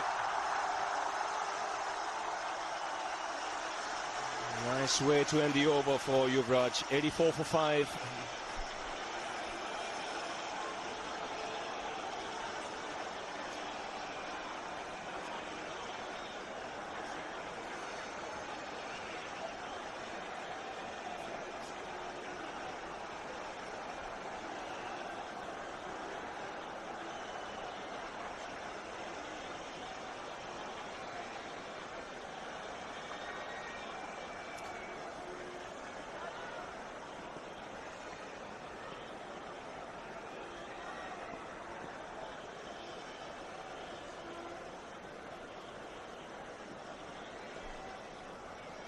.84 for 5. Still to come, Dhoni, Agarkar. So there is batting, but this is the pair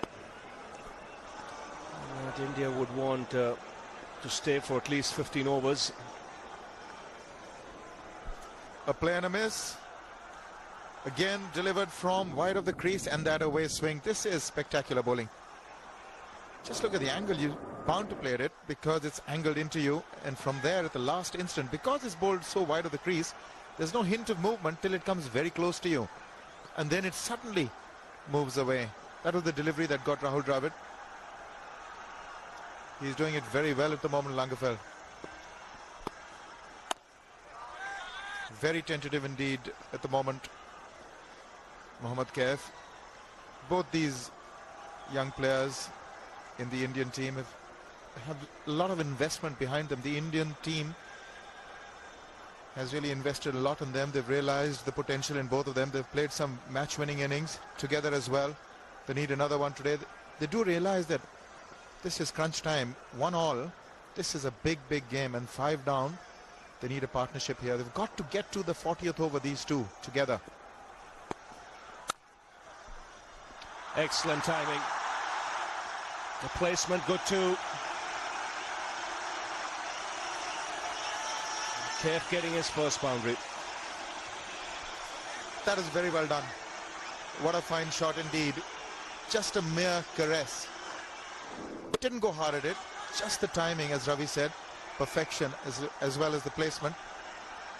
But that's what can happen when you're trying to stop the singles. Once that ball goes through the 30 yards, it's gone for 4.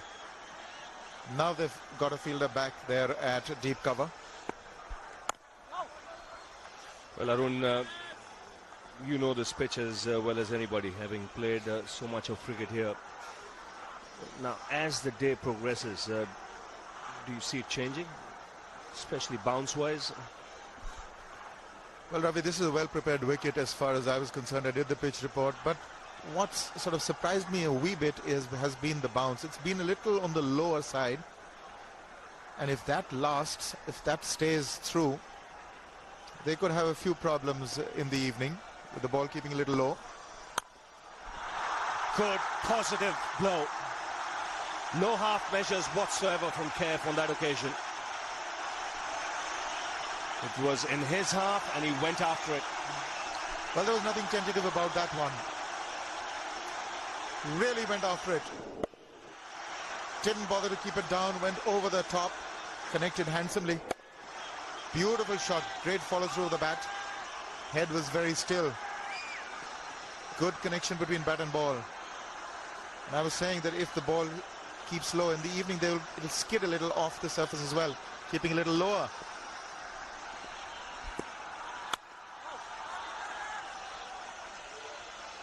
.92 for 5.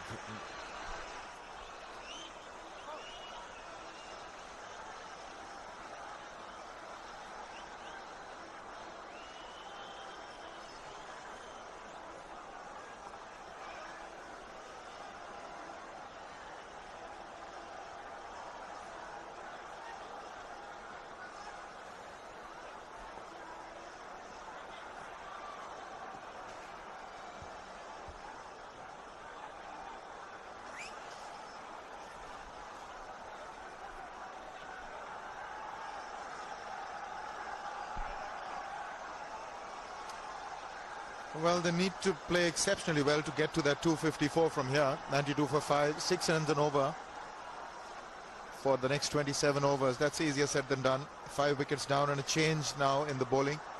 Shaq Khalis coming into the attack. They've got a lot of options today, the South Africans. Yes, plenty of options, even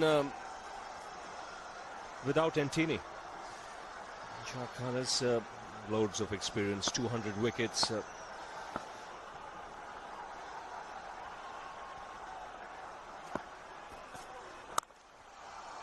Doesn't bowl as much as he used to at the start of his career. Concentrated a lot more on his batting.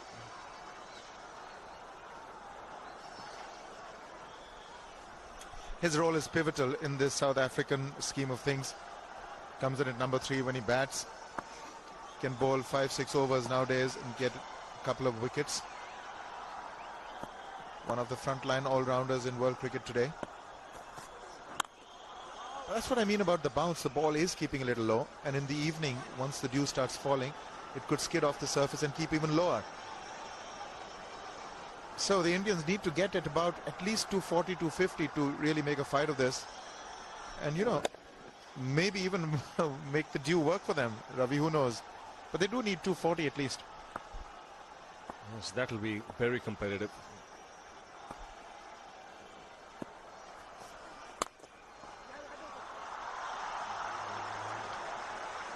Just a single. That is very good fielding from the big man Andre Nail, because that ball was travelling very quickly across the turf. This was superbly timed by Yuvraj.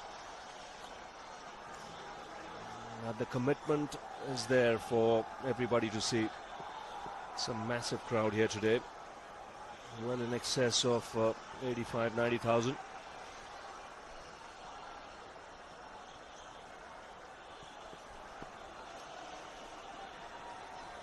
Slip in position. Graeme Smith realizes the value of wickets. He doesn't want the Indians to go the 50 overs. He needs to take wickets.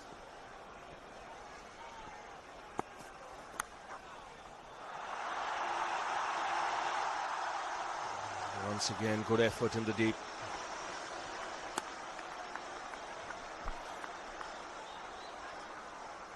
Not where he intended it, that's for sure. Good bit of movement. In fact, he was trying to flick it onto the onside, Kev.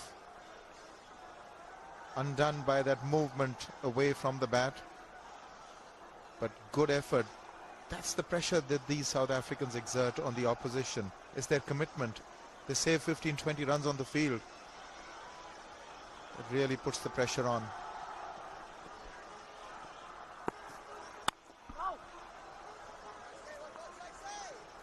He's bowling a good length, Khalis. He's getting the batsman onto the front foot.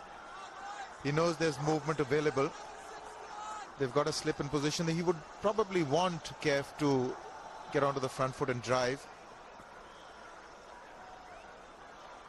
Lovely seam position. All of them keeping it around that corridor just outside the off stump. Good step forward by Mohammad Kev and across towards the pitch of the delivery. He's got to be careful.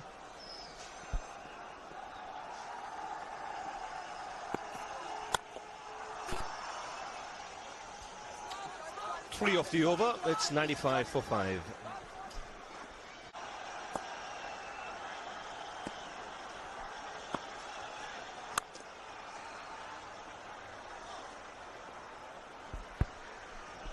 not being able to churn the strike over these two. They're left and right-handed. They run very well, but at the moment they're not finding the rhythm.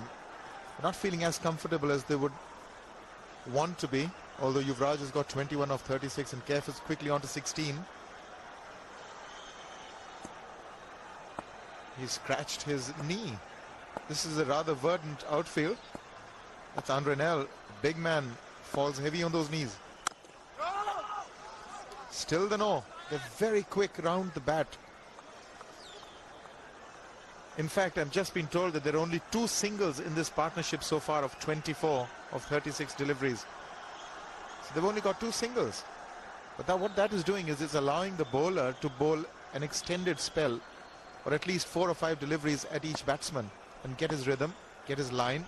He's not disturbed by having to change his line or length.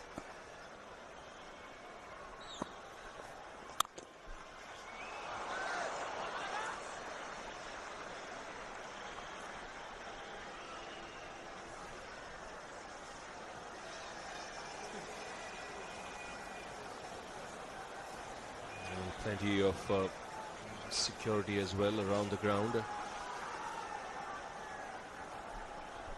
On the extreme left of your screens is Mr. Probir Mukherjee, the experienced curator, gentleman who's in charge of the ground here. Very talented.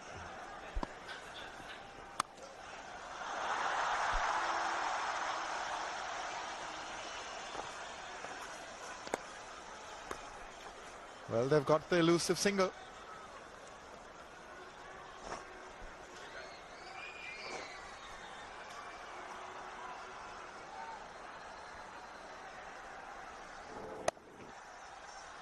Still a lot of movement off the deck.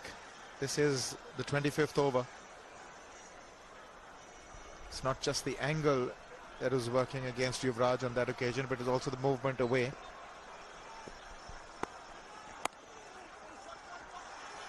Kef wants 2, but will have to settle for the single.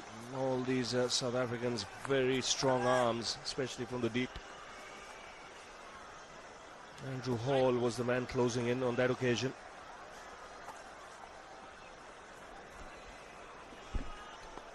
They're quick, these two, especially Kef. He's got to come back. He did it perfectly, changed the bat in his hand so that he had his eyes on the ball all the time. But it was Yuvraj who actually said no.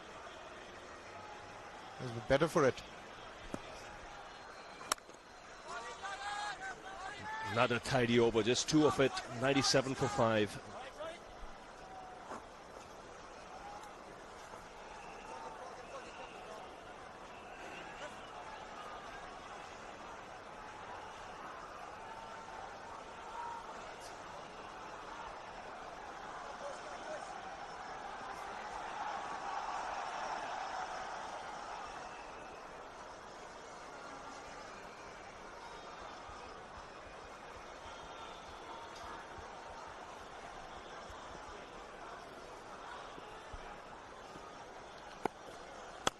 .97 for 5.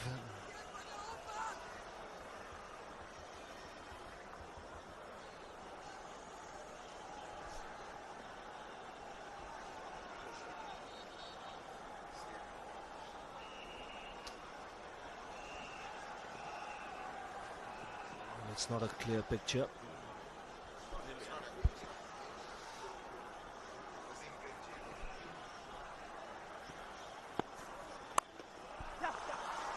Not quite getting hold of it. That one onto him a little quicker than he expected.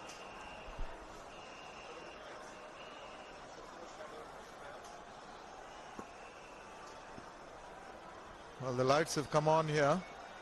And this is just 4:30 in the evening. Now, mind you, this is the east of India. So normally you would expect this time, this twilight zone time, when sighting the ball gets a little difficult, comparatively, to be at the end of the innings. But it's just 25 overs gone. So the Indians would be batting in, I expect, what I would expect, complete darkness in about 15-20 minutes. Because by 5 o'clock it gets pretty dark here. And the dew starts falling earlier as well.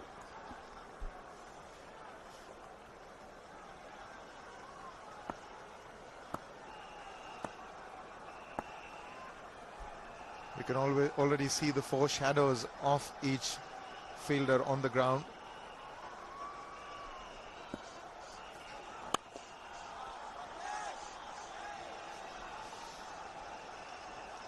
South Africans keeping the pressure on these two, bowling as straight as they can. Both bowlers bowling to their fields. And Graeme Smith still at that first slip position, and rightly so. He's got to keep thinking of picking up wickets. That was edged. Frustrating from Canis's point of view, but India go past 100. These are important runs. Frustrating indeed, because it was the outside edge. He wanted to go hard at it, Yuvraj, trying to search for the area just wide of extra cover. But again, the angle and the movement. But result, no different than he wanted. He got a boundary. And now Graeme Smith going wider at slip. No ball signal.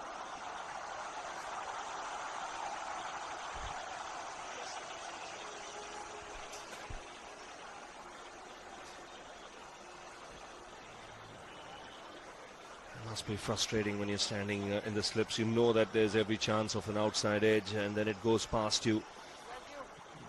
That's prompted Smith to go wider in that slip area.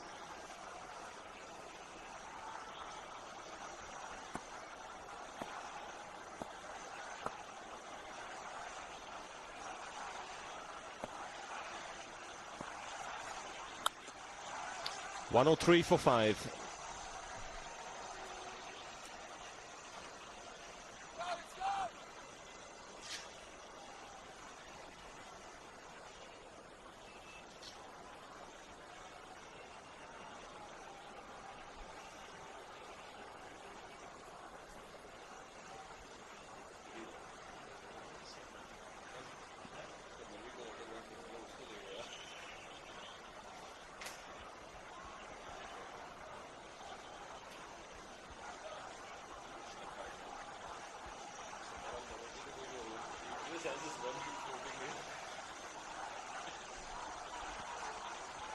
(103 for 5). Good shot. Just a single for it. It was sweetly timed. It was Pollock moving across quickly.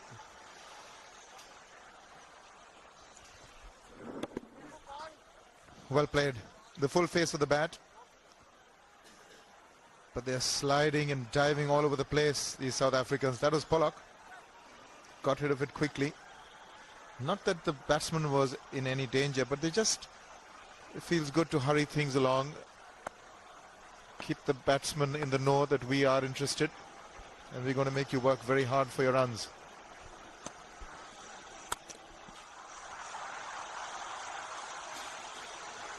This partnership now worth 34.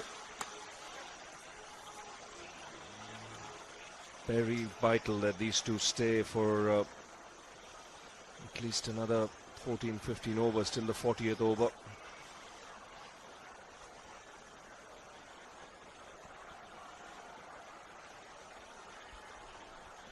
They've put on 34, these two.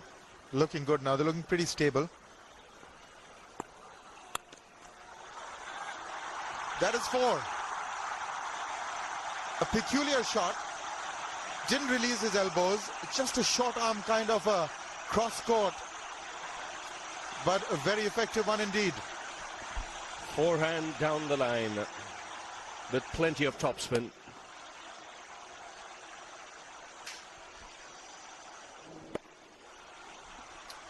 Did transfer his weight onto the back foot.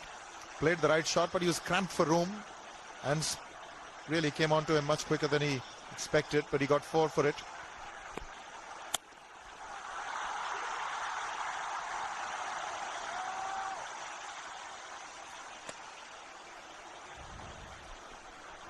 This partnership now seems to be flourishing because the singles have started coming. They're feeling a lot more comfortable about themselves, these two.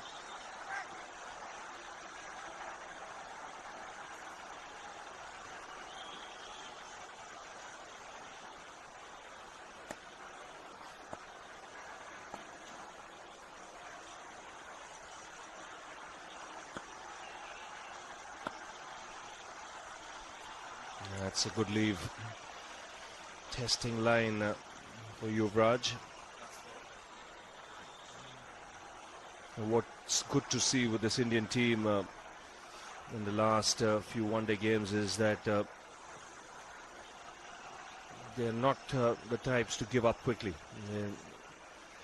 We've seen in the past too the lower order contributing and allowing India to compete in contests. And that's always a good sign. Just a single there. 8 runs coming off that last over. It's 1-1-1 for 5.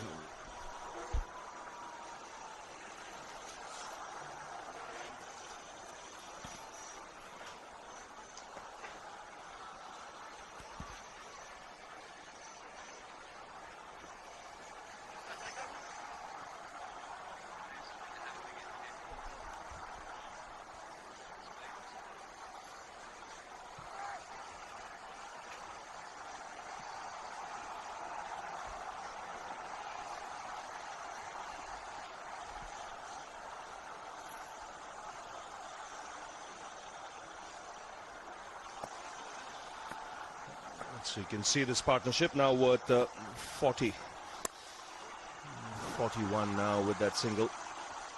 Lights beginning to take effect here at Eden Gardens, and in the commentary box now Robin Jackman has been joined by Shiva Ramakrishnan.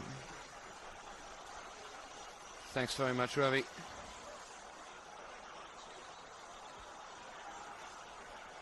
Huge lights here. Goodness knows how many 100 bulbs there are in each bank.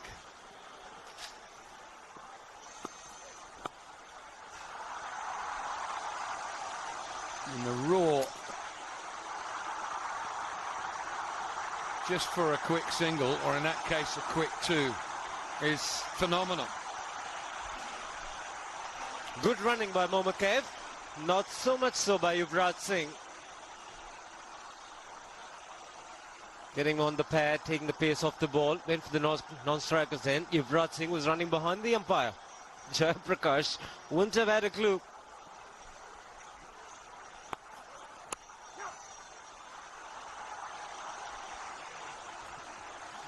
Ravi Shastri was saying just how critical this partnership is. It's the only real one of the innings. And albeit that the job has been done so far by the home team, there's a lot more work to do still by these two. And then the likes of Dhoni downwards can unleash themselves in the last few overs of the innings. But those last few overs are a way away.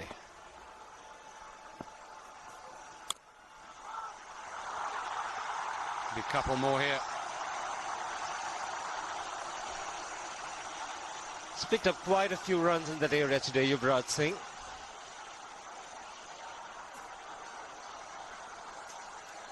Previous occasion doing extremely well, waiting for the ball to come on to him.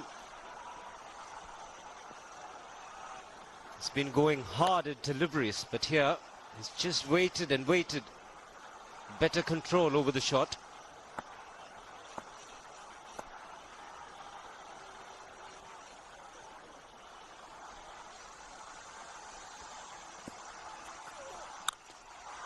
Smashed away over mid-wicket. Dismissive. Change of angle. Coming around the stump was Jacques Harris. Yuvraj Singh also brings up the 50 partnership, just coming off 58 balls. But what a shot. Touch of arrogance, but he was totally on top of that. He's not trying to hit it down. Clears the man. Just a couple of bounces into the fence.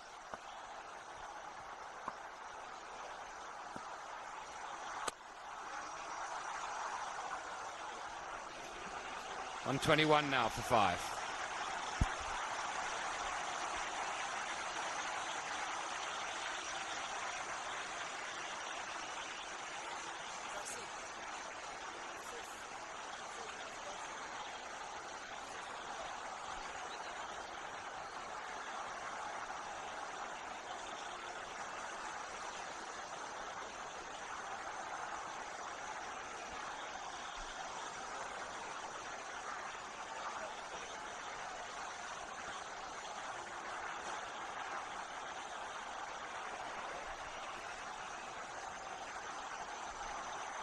121 for 5 then. This partnership of 50 from just 59 balls. And now Andre Nell back into the attack. He's bowled 6 overs so far, 0 for 19. He'd love a wicket, and South Africa would love him to get one round about now, just to break this ever flourishing partnership up.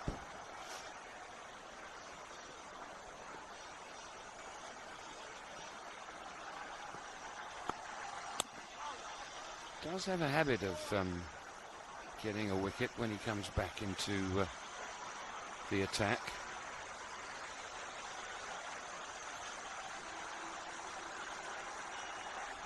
Graeme Smith still keeping himself at slip, ever mindful of the fact there's something in this pitch.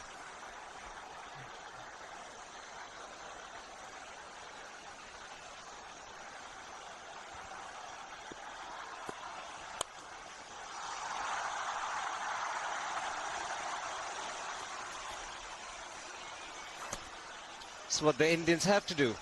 KF should be the man looking for the singles. Yuvraj Singh has played himself in. Yuvraj has already got 5 boundaries. And these two bat well together. Right from the under 19 days, Yuvraj and Mohammad KF. It's imperative for them to bat till the very end. The last ball of the previous over. Got the impression Yuvraj was expecting the short delivery. Got into a very good position so early.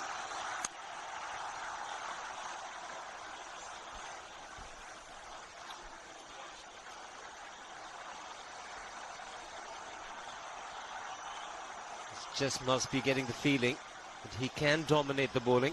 He's been there for 76 minutes. Enough time to get used to the conditions, which have been bowler friendly.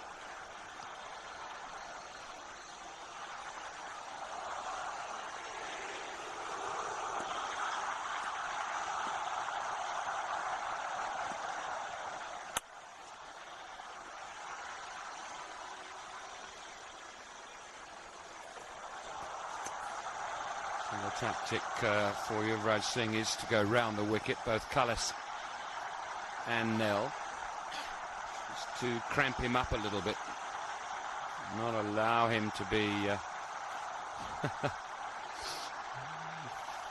feel the freedom outside off stump.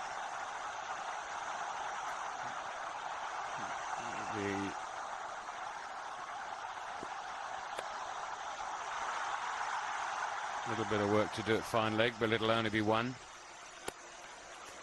Now, when you look at the Manhattan of this innings, the problems were up front with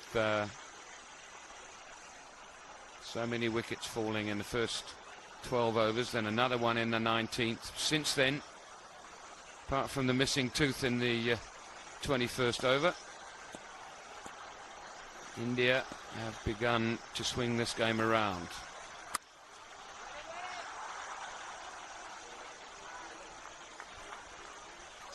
.124 for 5, 29 overs gone.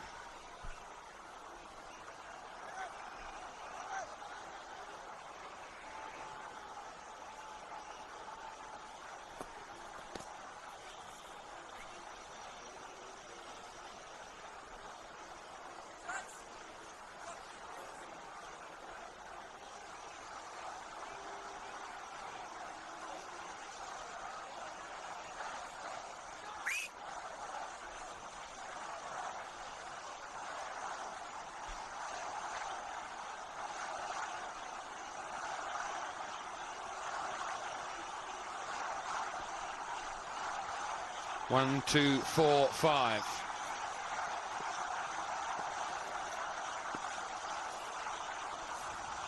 Johan Buerta, the off spinner, into the attack for the first time. He's playing in his 3rd match.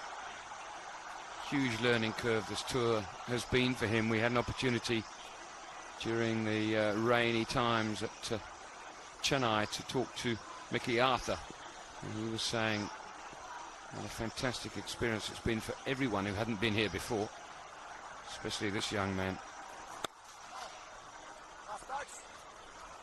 He's got a leg side field with 2 people saving 1, the mid-wicket and the short fine leg. Otherwise 3 out on the boundary. Long on, bottom right of your picture. Deep mid-wicket, deep backward square leg. Or bowled. It's the line. It'll be interesting to see what kind of purchase he gets from this pitch. Fine, Yuan Botha, when he bowls the seam, more or less is in the direction of the batsman, not towards fine leg. Won't get a great deal of turn, but he'll get that extra bounce. And against the left-hander, 3 men inside the ring on the offside, saving a single. And just 1 on the leg side, that's just short fine leg. Options for Yuvraj Singh to play in front of the square with a straight bat, pick up the 1s and 2s on the leg side.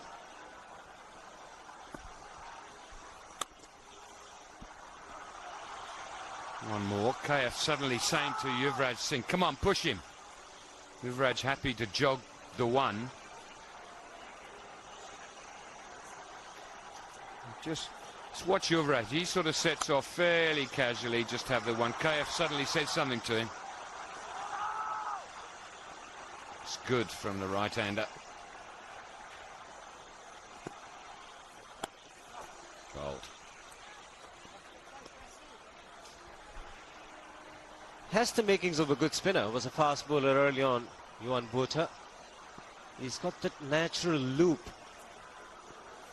Ball dipping on the batsman.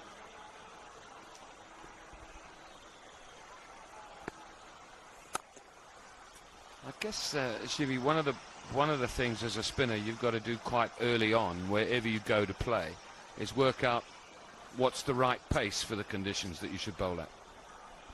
Certainly on Indian pitches, the slower you bowl, the more spin you impart, you'll be much better off.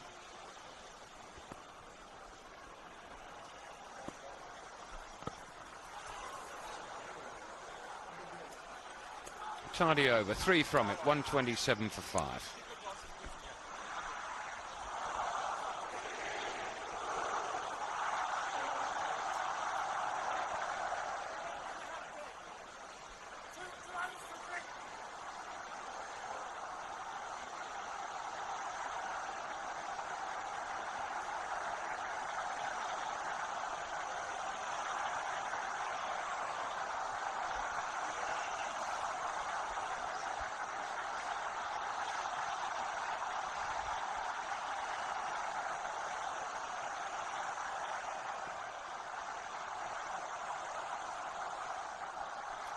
.27 for 5. The man of the series wins that Ford Fiesta.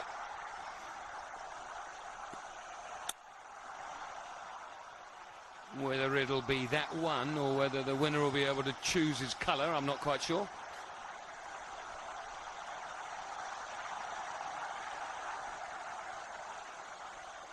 The policemen are optional extras.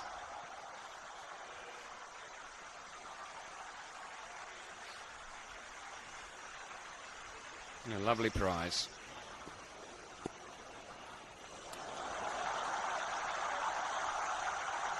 I find that really, I have to say it every time it happens. To bowl a bouncer that's legal, it's got to bounce at exactly the right height. And that's way over his head, I know, but I find it a funny... a funny law to interpret.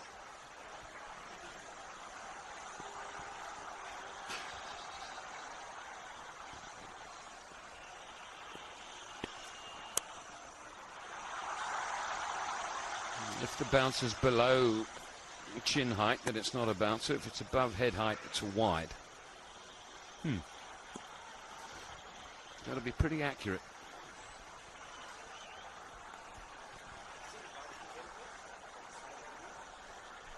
But he's got great ability. Wasn't far too short, the bouncer.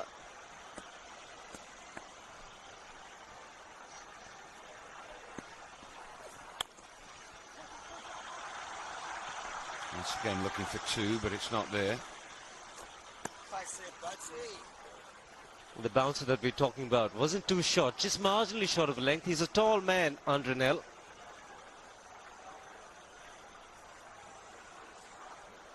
Totally by surprise. Was into the shot a little too early.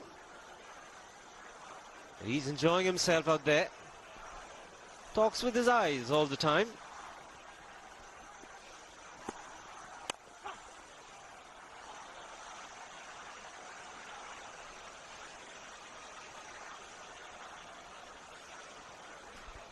It's also important for him to bowl a good spell.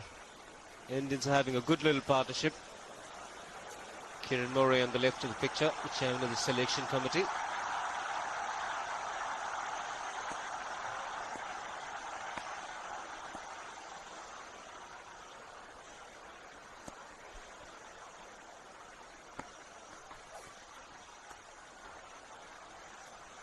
So these two have put on 60 runs so far. They need to carry on the good work.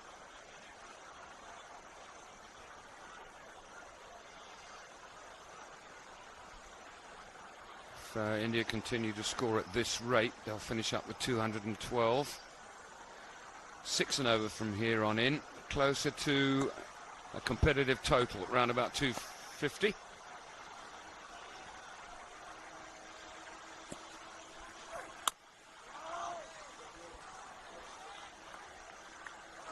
.31 overs gone, 131 for 5.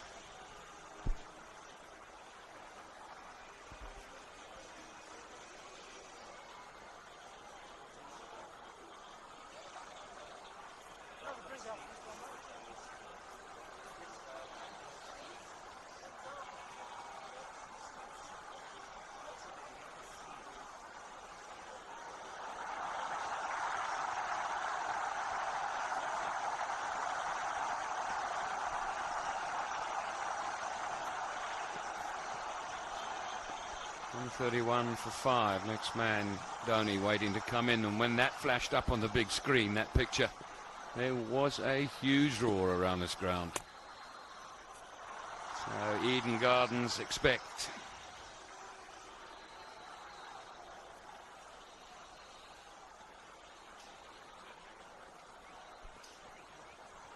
The South Africans will be quite happy with the off-spinner bowling. Not to concede any boundaries. That's one of the problems when you don't have a short mid-wicket.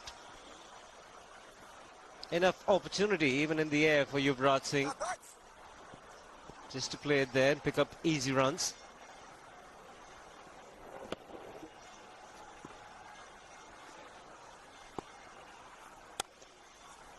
It's a very difficult field, this, for Johan Botha to defend, especially, or defend the single, put it that way, especially bowling to the left-hander. On the onside, you can see the deep mid-wicket going back on the left. There's only one man saving one, and he's at short fine leg. No one in front of square. It's Prince at cover. So really his line has got to be off stump, where he's got 1, 2, 3 people saving one.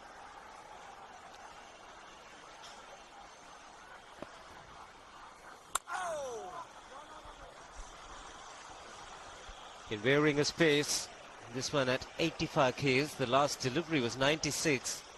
So normally in the mid-80s, the speeds that we were talking about, Checkers, a little while earlier, it's good to mix it up. It's got to be around the mid-80s, so you don't provide the pace to the batsman.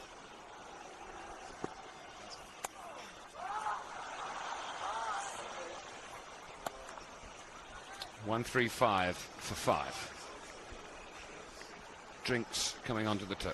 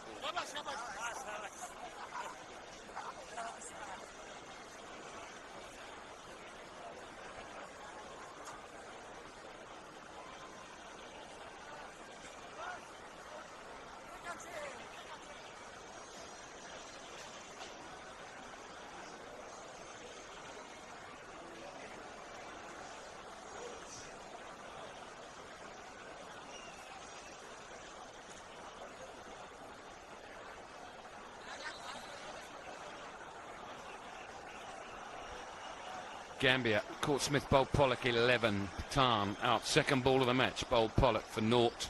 Tendulkar caught Boucher, bowled Pollock 2. And Sehwag a blistering 30 from just 20 balls before he also edged one to Boucher off the bowling of Hall, who he'd annihilated in 2 overs. 2 overs for 19, but that vital wicket. And Dravid had his off stump uprooted by Langerfeldt. Since then, Yuvraj Singh and Mohammad Kaif have put on an excellent partnership. Here's some highlights from it. 64 so far. Yuvraj has made 40. Mohammad Kaif is batting on 33. This back live. Played some very good shots. 8 boundaries between them. Yuvraj has got 5. Kaif got 3.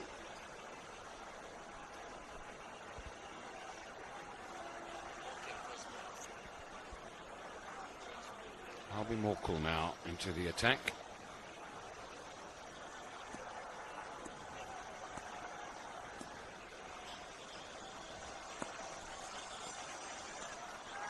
Quite a steady little bowler, Albie Morkley.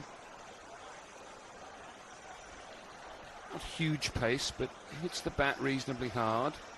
Hits the ball reasonably hard when he bats too.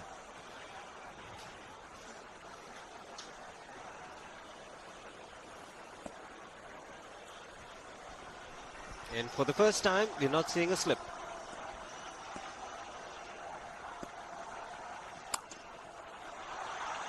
It's a beautiful stroke. My goodness me, what a good shot that is. There's a man back there, no chance of catching it. Could certainly be the shot of the first session. Nothing wrong with the delivery.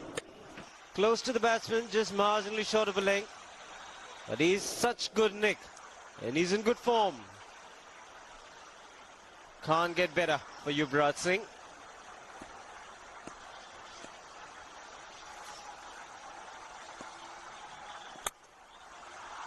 There's 4 more.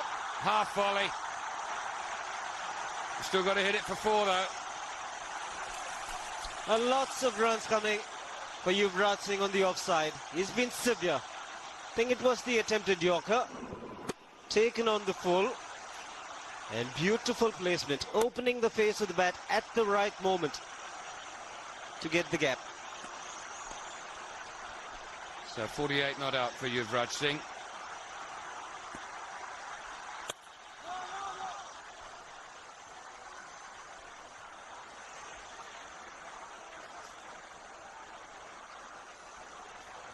He's waited for the loose deliveries and he's made them count. That's been the hallmark of his innings. Yuvraj Singh took his time to get in, but now looking very good indeed. Not a good start for Morkel. 8 from the over already. And he keeps it that way. 143 for 5, 33 gone.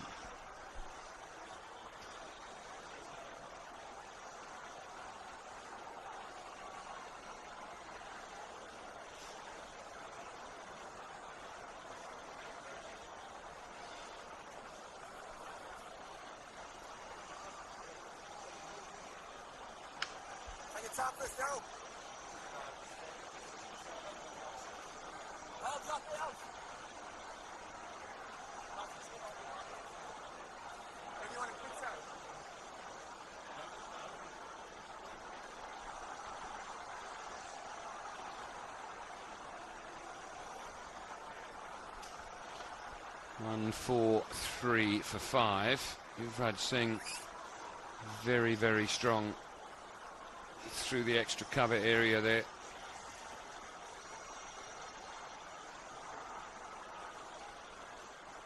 Just backward a point as well.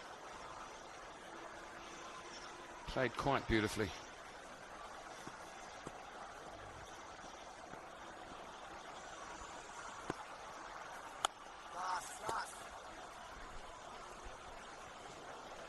But Mohammad Kaif has played a major part in this partnership.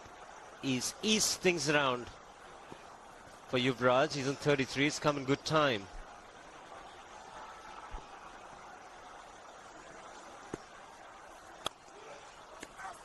33 coming in, just 44 balls at a time, and India were looking down the barrel. 71 for 5 at that stage.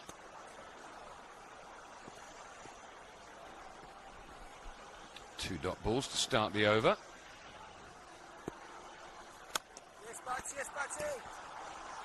It was always a much better length to bowl fuller. Can always set a feel for the drive.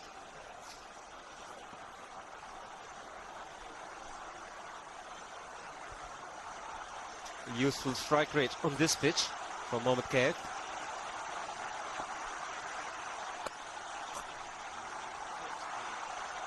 That's the area that he just can't defend. It's all very well to say that. Where do you take the extra man from? It's got to come from the offside. Needs that defence in the deep mid-wicket area. As Yuvraj Singh is so strong there.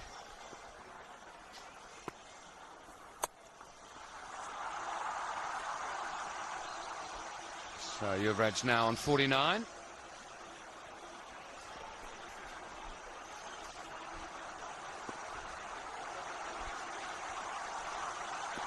Big crowd in today. We'll be expecting he reaches there.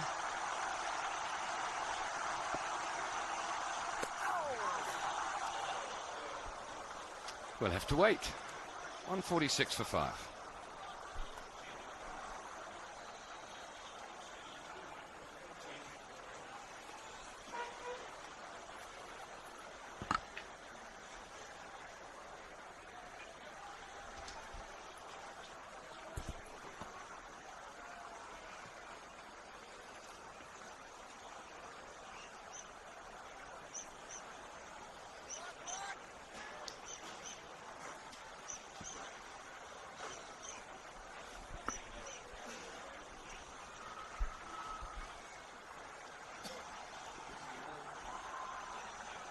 .146 for 5, then 34 overs gone. And that'll bring Yuvraj Singh back on strike. He needs just one for his 50. And to describe it to you, Ravi Shastri's with Mike Hazeman. Thanks, Robin. Now, this would have been the little area that Graeme Smith at the start of play would have been concerned about. Albie Morkel thrust into the lineup. Makayantini's illness, the first time that Albie's played for some time. Last time he played was the New Zealand series, which I guess wasn't that long ago. However, when you're not involved in the first few games, it seems like ages. Wanting that one to go to 50. Geez, played well, Ravi. He's an outstanding talent. Let's face that. I think where he's matured is with his shot selection, and it's a good habit he's getting into. That's when the chips are down, he's able to get the runs, be focused. Got an excellent 100 in Hyderabad, and it's been a top innings so far.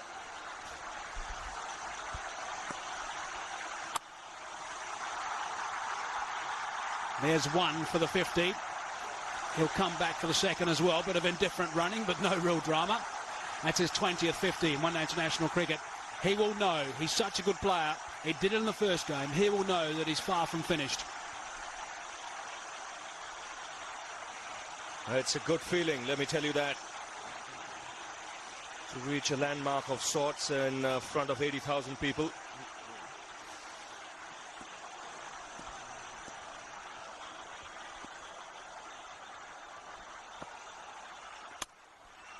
Driving beautifully on the up. Keeping Shah Langerfeldt busy. 2 more runs. Good running from Kaif. Aggressive stuff from him.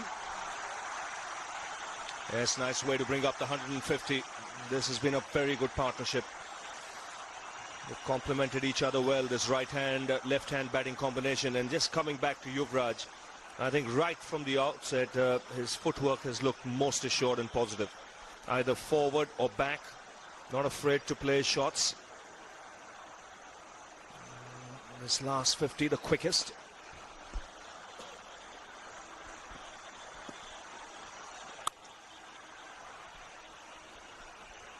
You can bet there's been very little calling between these two. There is no way that when they're running between the wickets, trying to come back for the second, that they'll be able to hear a word with this din at this ground. Well, I said 80,000, but I think when I look around the ground now, you could be rest assured there's about 9,500.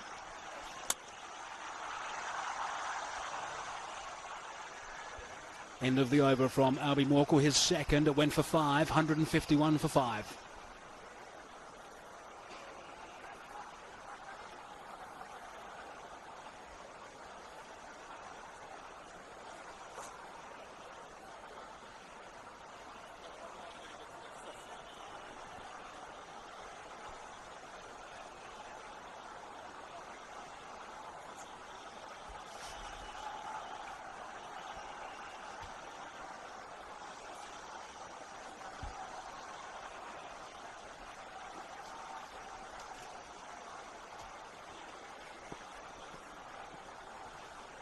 $151 for 5.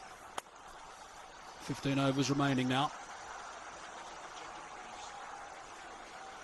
They'll be thinking about 6-0 from here, I'm sure. These two, the stand is now worth 81. It's been very impressive. If they go at 6, they're not far shy of the 250 mark, which will be an extremely good recovery after losing wickets inside 10 overs. Average score, by the way, in the last 5 one-days played at Eden Gardens. Batting first is 263. Where would that place them, Rav, if they get just around the 250 mark? I think it'll be a very competitive score when you have this huge crowd behind you then.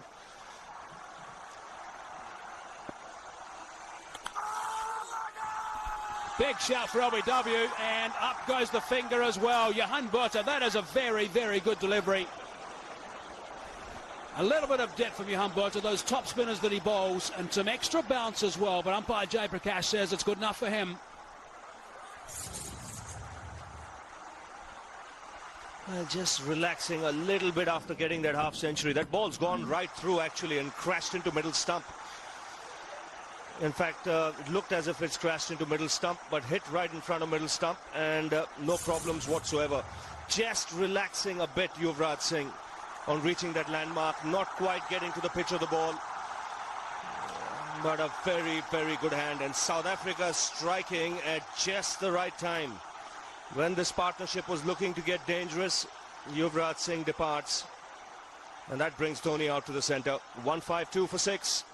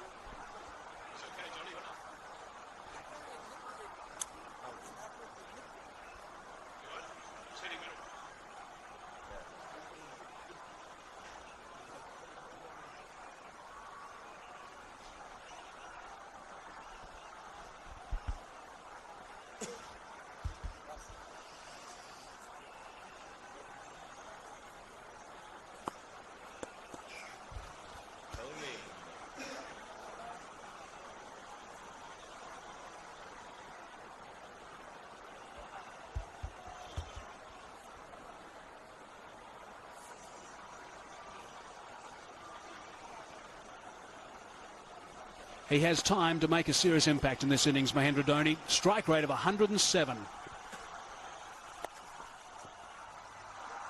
Off the mark quickly.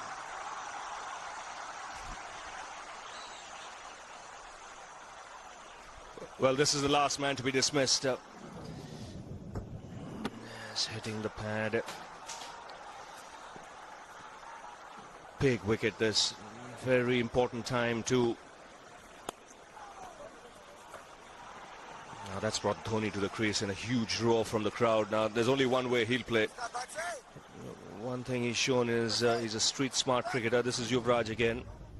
Yeah, it's the perfect time for him to go. It's chopped a good partnership. A partnership that really was looking to develop and threaten South Africa. And I think it's a very good call by umpire Jay Prakash. Outstanding bowling from Botha. He's got that past Jacques Kallis in the covers. Big Andre Nel will tidy up just short of the rope. And that's the end of the 36 4 off it, but the important wicket as well of Yuvraj Singh for Botha. 155 for 6.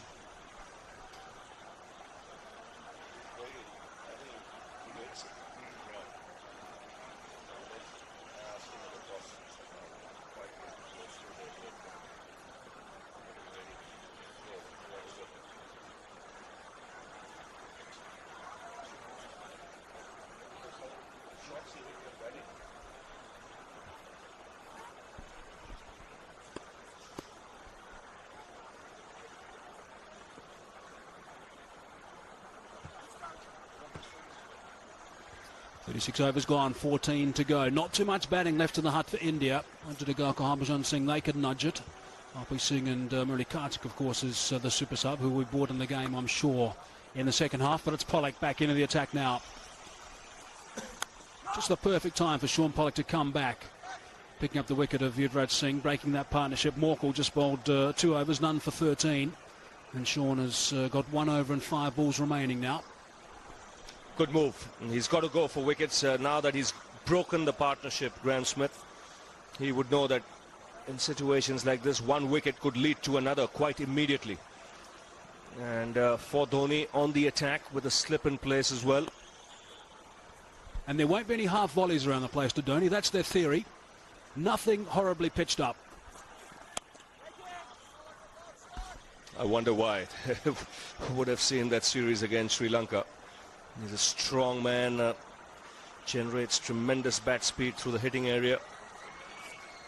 17 sixes in that series against the Sri Lankans. So the South Africans will want to push him back. He had a real ball in that series. There's a slip in place. Smith himself. Again short of the length, forcing him back. He's down a third man. I guess it's quite simple. Dhoni's going to play his natural game to a certain extent, not as flamboyant as we've seen in the Sri Lankan series. But Mohammad Kaif is the man who needs to occupy the crease here. He needs to bat basically to 50 overs. I'm a little bit concerned, Ravi. He's been stretching a hamstring as well over the last 5 minutes or so. Let's hope that doesn't complicate matters.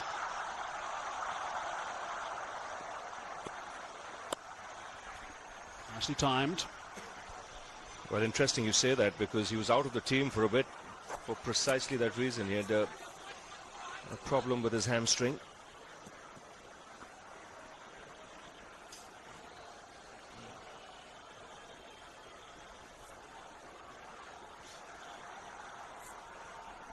Swapping around with a field now from Smith. Back to that slips cordon. No one saving 1 apart from mid-on the leg side. Just 3 on the leg side.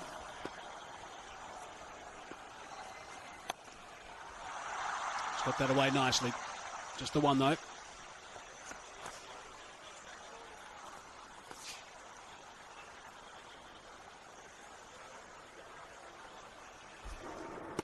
Yes, he's on the move already, Dhoni.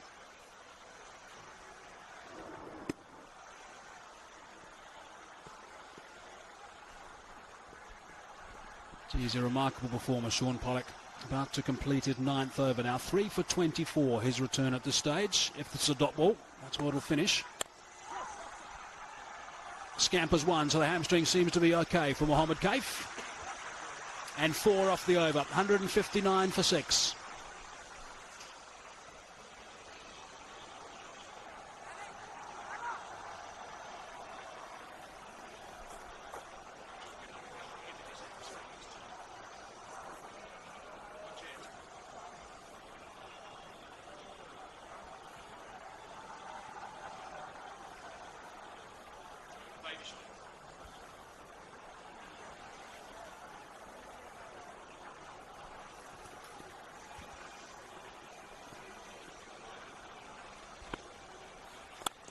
Bit of flight this time from Botha, and a very good shot from Kaif. All along the carpet for 4.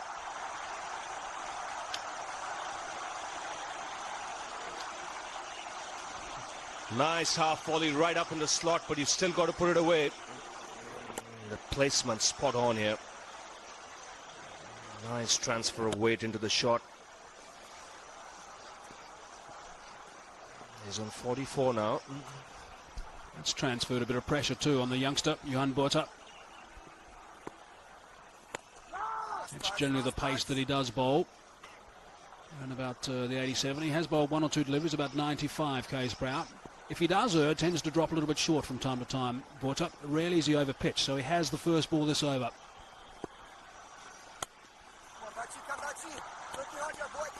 Mark Boucher encouraging Johan Botha. They're saying get it up. Make the batsman play off the front foot. It's been a bit quieter than normal. Feeling off colour. Normally he's been very vocal in these games. In fact, all the games he's played. Amazing to think that some 12 months ago he wasn't in the lineup, Mark Boucher.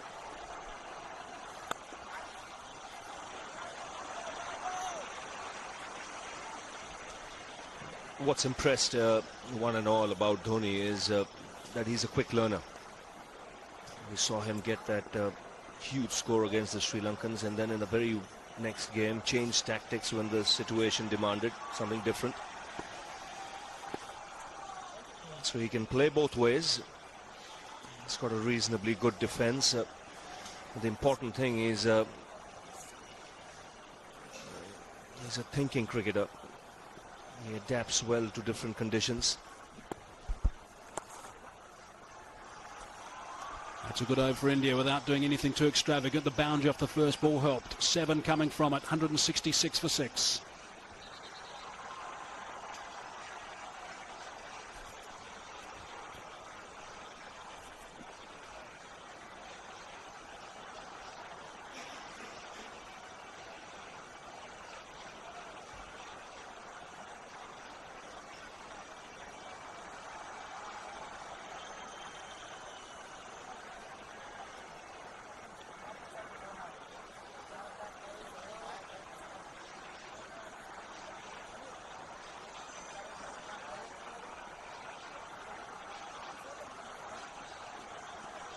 Four wickets inside 12 overs. That was without problems. 4 for 49 it was inside a dozen, which really put India on the back foot. There's been a pretty good recovery up until this stage. Not too much batting left, so lots of responsibility on the likes of Mohammad Kaif, who's now on 46.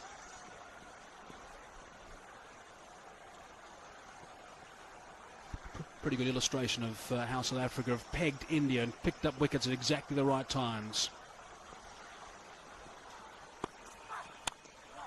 And I think also, Ravi, that partnership, 80-odd partnership, was building beautifully until the last wicket fell, that of Yuvraj. Yes, just relaxing a bit, but Indians showing good fighting qualities, because South Africa were all over India around the 20-over mark. One stage it looked as if India might be rolled out for under 150. He's a long way out of his crease at the moment, Mohammad Kaif. That's off the pad, so that'll be all right. Sean Pollock has been plagued by a couple of wides today. 13 extras so far from South Africa.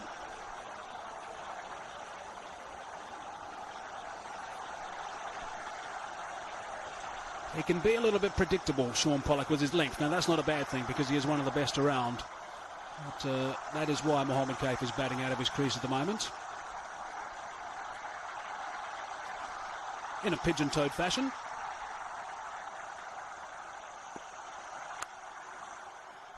What was your call on Afan Pathan opening the batting, Ravi? Well, interesting, wasn't it, Mike? My initial reaction was probably India wanted to just keep Tendulkar or Sehwag back because of the conditions and probably use them later. Send out two left-handers to see if they could upset the line of the South African bowlers. Didn't work.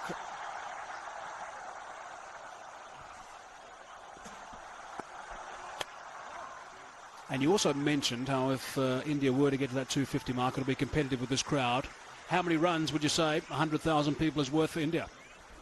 I think 30, 40 runs easily, because I've seen games here being played where sometimes even when you get 230, 240 and a couple of wickets go, the noise is unbearable and the pressure starts showing on the opposition.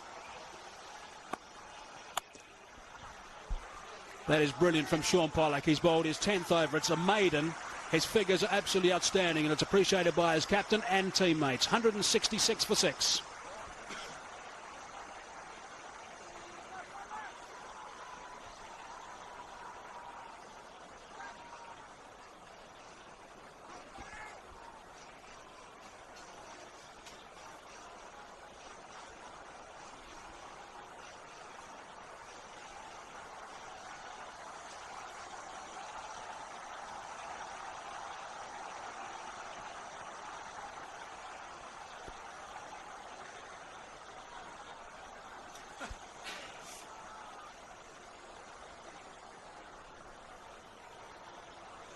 He was looking forward to making a difference tonight, Sean Pollock, and he's certainly done that. 10 overs, 4 maidens, 3 for 25. First time he's played at Eden Gardens in a day-night game.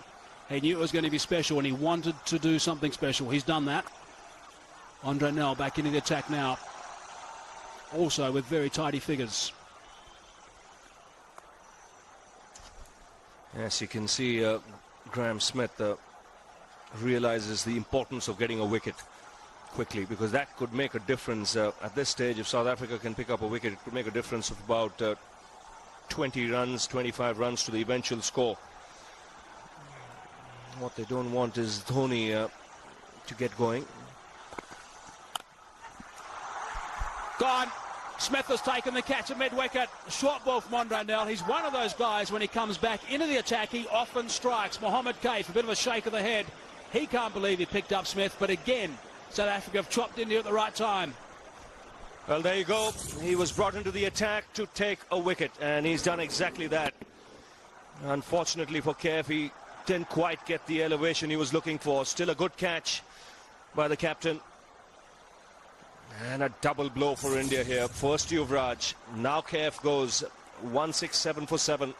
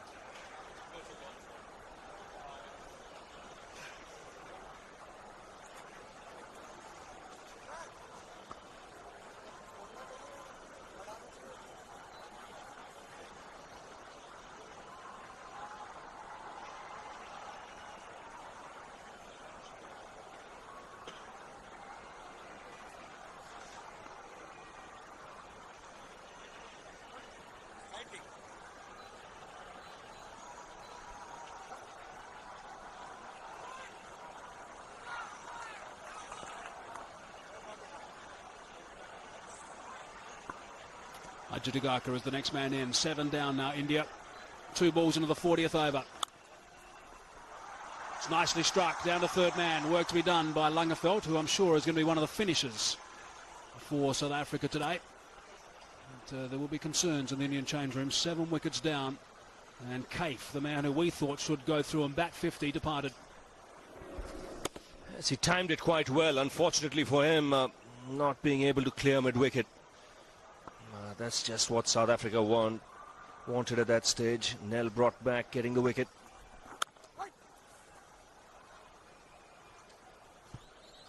What will be interesting to see now is Dhoni's tactics. He knows there's every chance of him running out of partners. Will he hang in for a bit or just take the aggressive route?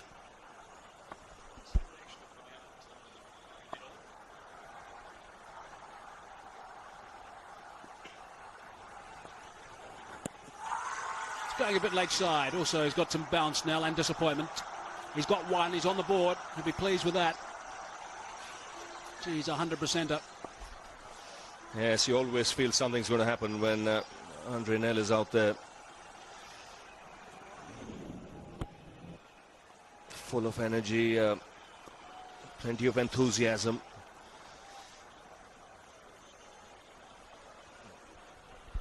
Got 1 ball left in his 9th over now, Nel. 1 for 29, his return at this stage.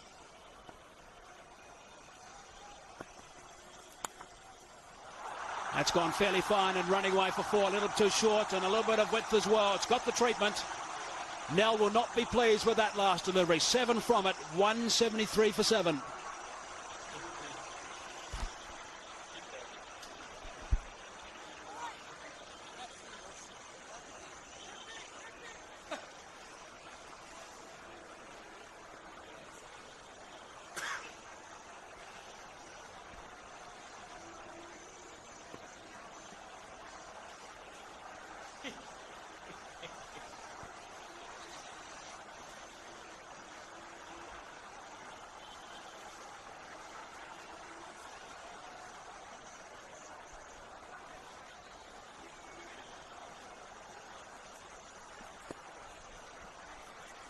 10 overs remaining.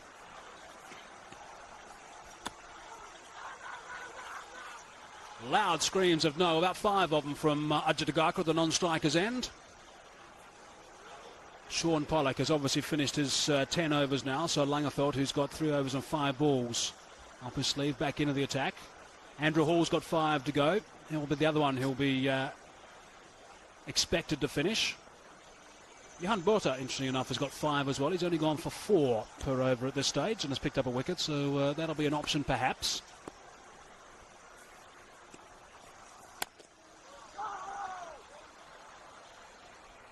And Nell, of course, has just got the 1 to go also. Now let's talk about the dew a bit, Ravi. How is that going to affect the spinners, the likes of Vrinder Sehwag, Harbhajan and Murali Kartik when he's super subbed?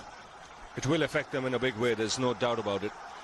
But what will be interesting to see is the bounce, how the ball bounces once there is a bit of dew, whether it stays on the lower side or it just skids through nicely onto the bat. Thrash that one. There is a sweeper though. Because if it does start staying low, then India will be hoping to get about 240 here, 230, 240 from here, and at least give themselves an outside chance of putting pressure on South Africa, especially if they take some early wickets, which is not beyond India in these conditions. I know the South Africans were amazed at how the ball just skidded on nicely to the bat in the second half of the game in Bangalore when it got wet.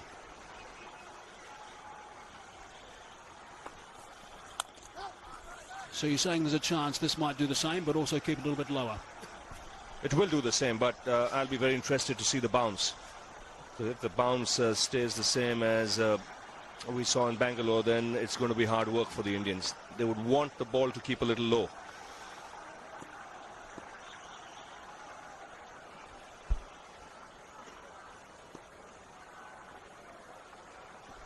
Just before 5:30 local time in the afternoon, and the lights are shining very brightly.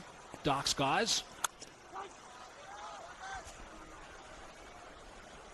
Yes, Kolkata in the eastern part of India, so the sun does set here very quickly. Even when you have test matches in the east, the play starts at around 9:30 as opposed to 10 in the other parts. When you have day matches here, as early as 8:45 at times.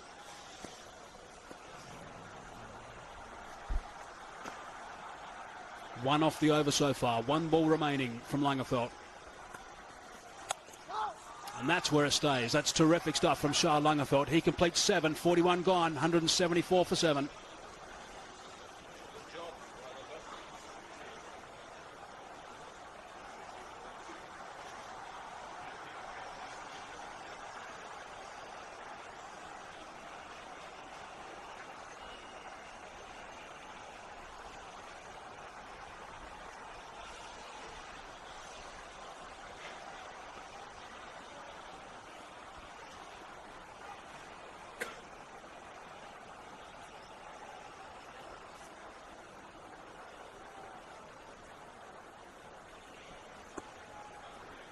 Trouble at the start for India after they're invited to bat. Slight misfield and they scamp through for 1. Kemp not happy with that. Joe Knowles started his 10th over now. I think another fascinating thing to watch in this game in the second half, Rafi, is going to be Graeme Smith versus Pathan. Are we going to see Smith waltzing around the crease like we've seen so far? Well, it depends on how much India get here. He's the key man from South Africa's point of view. Because I think it's the start he gives at the top of the order that allows the middle order to play the way they do. If India gets Smith early, they always believe that there is a chance. Yes, and he's taken it upon himself basically to upset Pathan. He certainly got the better of Pathan in the first game, although there was a very good shout for LBW, which is exactly the way he was dismissed in Bangalore. Waltzing down the track and walking across.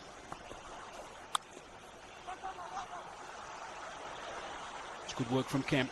Not too much of a gap to get between the men back of the square on the offside. The other thing, Ravi, which South Africa will be a little bit concerned about is the dropping of A.B. de Villiers has certainly weakened the out-and-out batting department. There's Smith, there's Ashwell Prince, who's not well, we know that, and Callis. They're the only out-and-out batsmen, although Callis, of course, is a very handy all-rounder, but he'll be considering himself tonight as a prime number 3 batsman. The rest are all-rounders, hard-hitting all-rounders.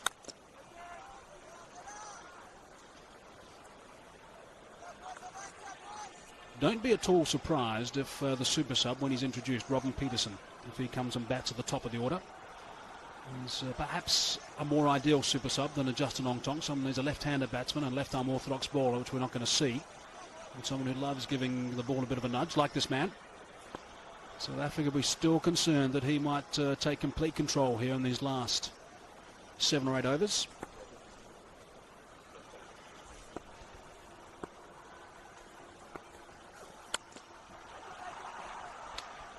Talking about Robin Peterson, Mike, how come South Africa kept one Peterson and allowed the other Peterson to go to England? That is a very, very good question. It was a bloke by the name of Clive Rice that you would have played against occasionally, Ravi, who spotted the talent and got him over to county cricket. Obviously the only one who did spot the talent.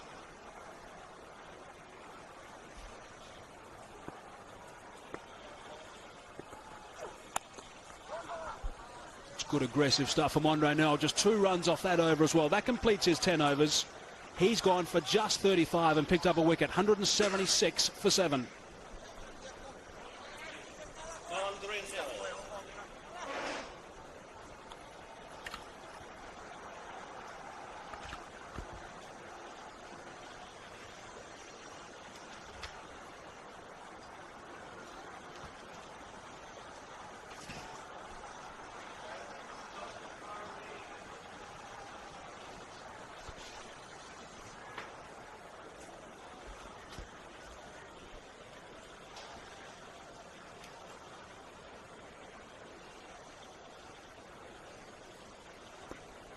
Eight overs remaining, 176 for 7.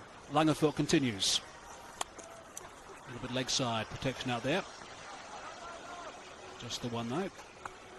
Ravi and myself will take a breather to take you through to the end of the innings. It's going to be Arun Lal and Robin Jackman.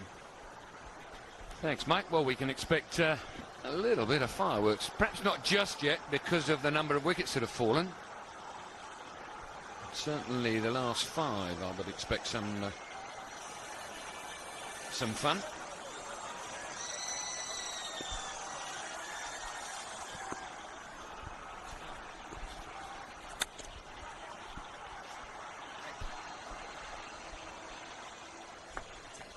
Yes, indeed, Robin. It's the problem, the wickets column, that's 7 wickets that have fallen. But they really have left themselves no option. It is into the last 8 overs. Maybe another couple of overs where they'll just try and churn the singles over, but then they've really got to take a few risks if they've got to get competitive. They've got to try and hit that 230. Yeah,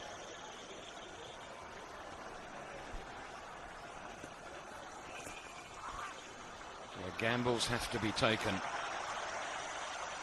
It's just the timing of them. There have been too many wides from the South Africans today. Far too many. It's the 8th of the innings. Pollock guilty early on, which is very surprising. Yes, normally they're very disciplined, the South Africans. They pride themselves on doing the basics well. That's what puts pressure on the opposition.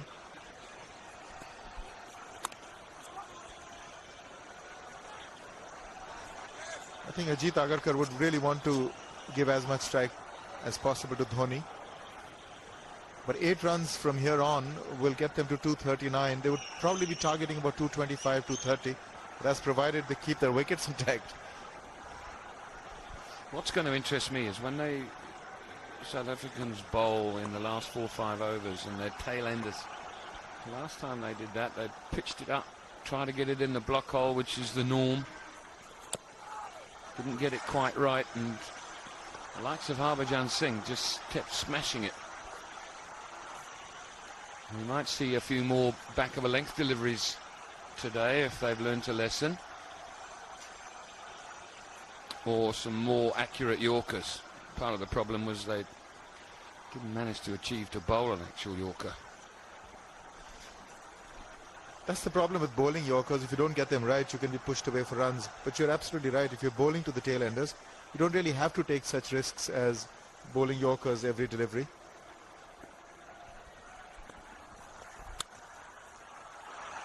It's a good shot from Agaka, but it'll only be one.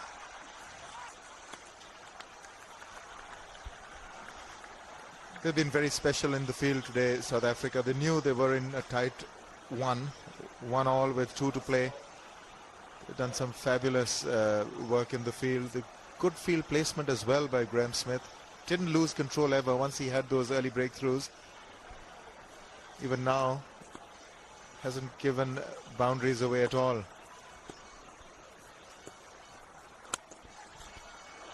Oh, is it? It is compatriot at the other end. They still managed to get the single. 183 for 7.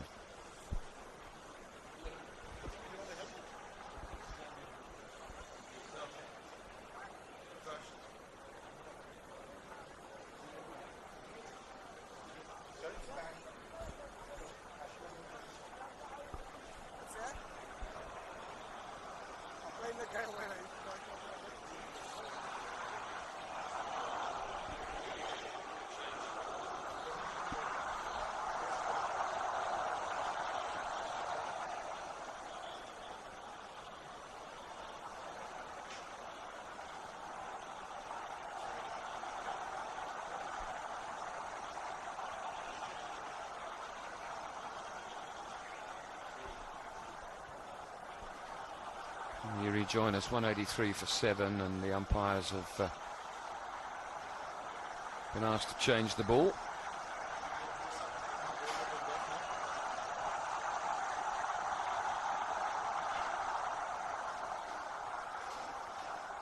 Well, that's the new ball, but it doesn't look very much whiter than the one they've changed. It's still very green and muddy.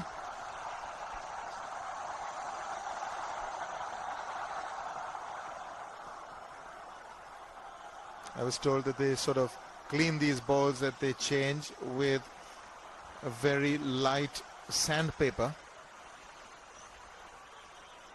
They brush the surface and the surface mud which is sticking onto the ball. They get it white again. Andrew Hall.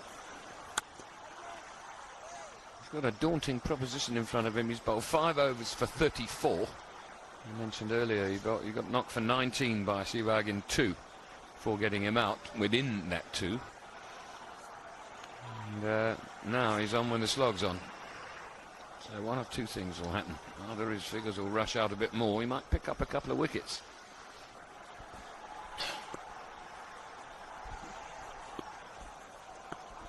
Or both.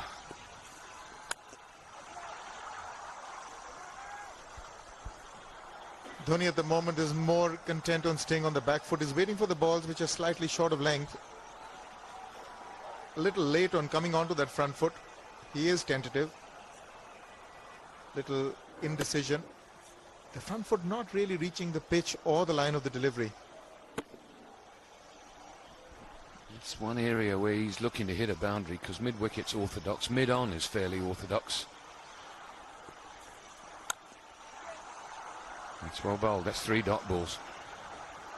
And it's not as if Dhoni's defending. He's looking to score. But really he's rooted to the crease. Just not coming onto the front foot as I've seen him do in his earlier innings, Dhoni. Even that last shot that he played was really off the back foot.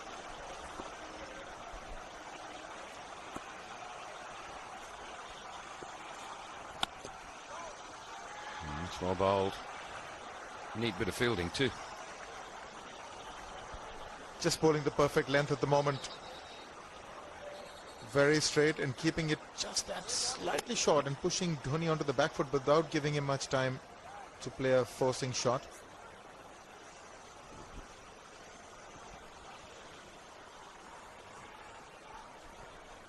Fairly orthodox field set for this time of the innings. fine leg coming up, and the long on going back after 4 dot balls.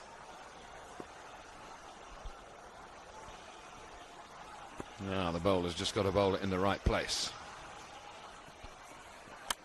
And that's exactly where it is. It's very well bowled. Excellent over.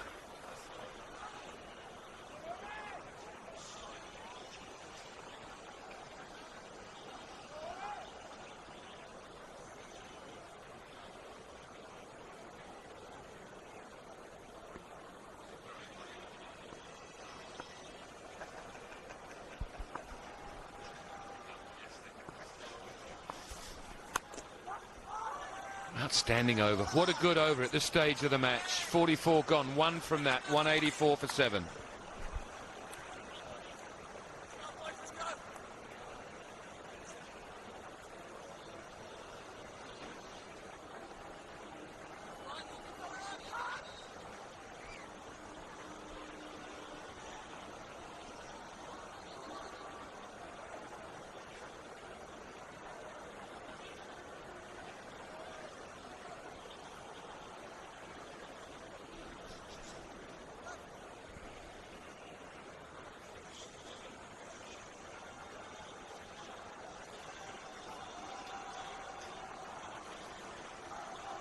There you go, a couple of biggish buildings in the middle of the town. That was when there was a very good partnership. Mohammad Kaif and Yuvraj Singh rescued this Indian innings from all sorts of trouble. Not that they're clear of trouble just yet. Shah Cullis into the attack now. A couple of South Africans have finished already, Pollock being one. Excellent performance from him. 10 overs, 3 for 25. Nell the other, who's finished. Smashed away, that'll be 4. Wrong, Jackman, just 2. Good work on the boundary. Well, suddenly he's got the length that he wants, Dhoni. As Albie Mokel getting a game. That has been hit pretty hard. Just a little bit of room and the right length, but good fielding there at the boundary. Mokel again.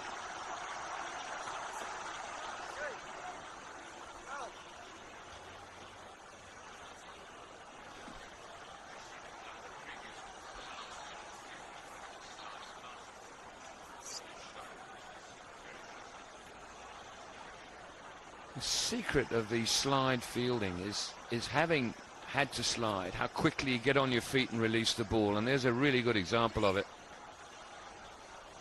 Excellent.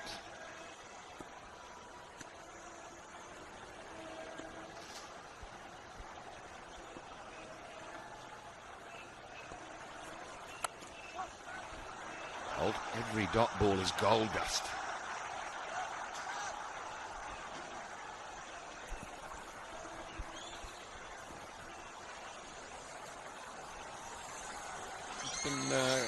Quite a few, well, you can say surprises, but a few eyebrows have been raised with the test squad that's been selected. Zahir Khan not part of it. 1 or 2 people would like to see him part of it. Out, bowled by Cullis. And yet another Indian wicket falls, which is going to make it harder for them in these last few overs. Just played right across the delivery. It's a straight delivery, just the right approach by Cullis to keep it as straight as possible. Rather than going over straight, he was trying to play it to square leg and played right across it. Bit of an inside edge, and he was cleaned up. So Cullis has a wicket. India sink deeper into trouble, 187 for 8.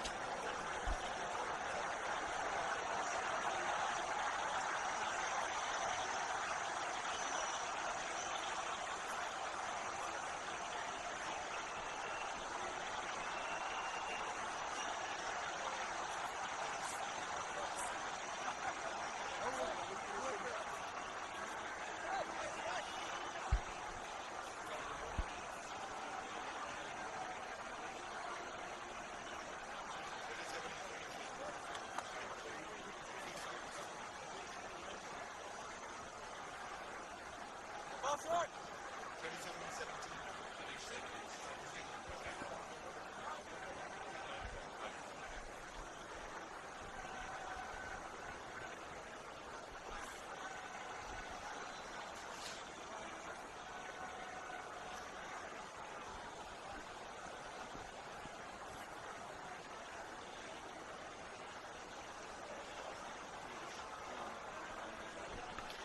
The Turbinator, Harbhajan Singh.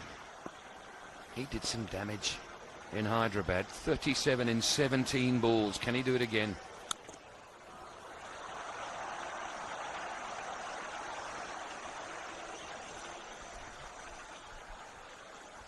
Just doing it perfectly, Jacques Kallis, just trying to keep it as straight as possible. And Ajit Agarkar obliging by playing right across the line of that one.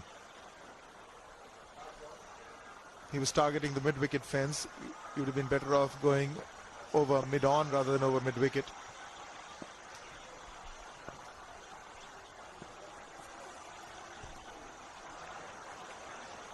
End of another good over. Just 3 runs from it and a wicket. 187 for 8.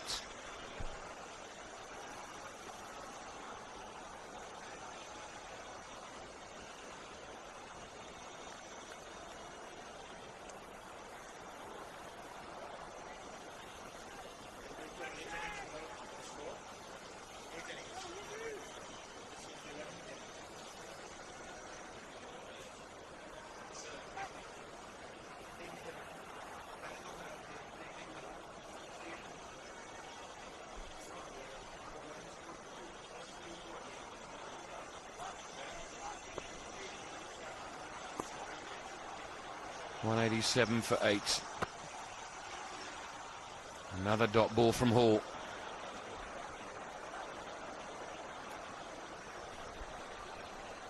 Somehow that touch is eluding Dhoni. 14 of 25, just not quite getting it in the meat of the bat. Still got 5 overs, he can make amends. All Indian supporters would dearly wish that he does strike some form here. He's hit that, but straight to the man who's caught it. Put it on the boundary.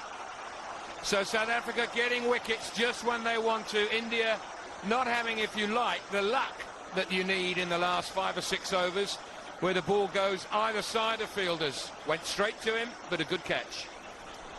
Well, the intention was to go right over him. Wasn't really from the meat of the bat once again. Was struggling in this innings, Mahendra Singh Dhoni, from the standards that he set for himself.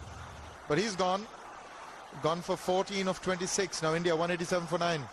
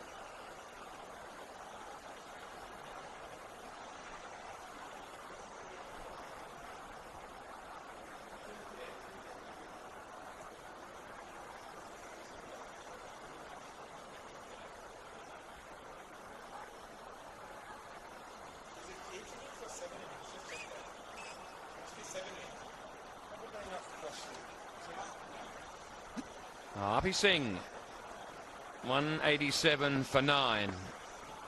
Next man in is the roller. Stripped away. I can't believe that Dhoni got caught at long on and didn't cross with Harbhajan Singh.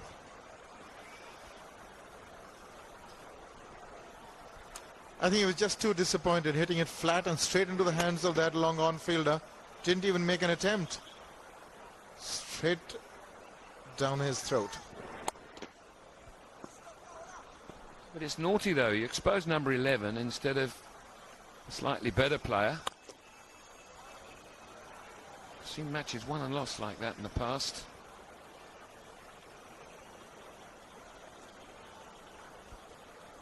Hits it pretty cleanly, but he knows that he hasn't got quite enough on it.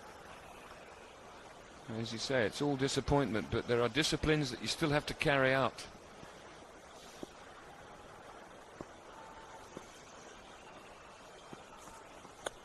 That might be out. That just might be out. It is. Andrew Hall gets it full and straight. Harbhajan is not going to hurt South Africa with the bat anyway this evening. And South Africa have bowled India out, having put them in when they won the toss, for under 200, 188, with 4 overs and a ball to spare. It's been a pretty clinical performance. That it has been. Just the perfect delivery, just slanting in. Harbhajan going too far across with that front foot and having to play all around it. Didn't quite manage it, and no hesitation in the minds of the umpire. So the Indians never got going ever, except for that brief period in the middle when Yuvraj and Kev put on 81 together. They needed the tail to fire, which it didn't, and were reduced to 188 all out in 45.5 overs. They would be disappointed with this. So South Africa have played this match so far almost perfectly. Won the toss, fielded, and have kept a stranglehold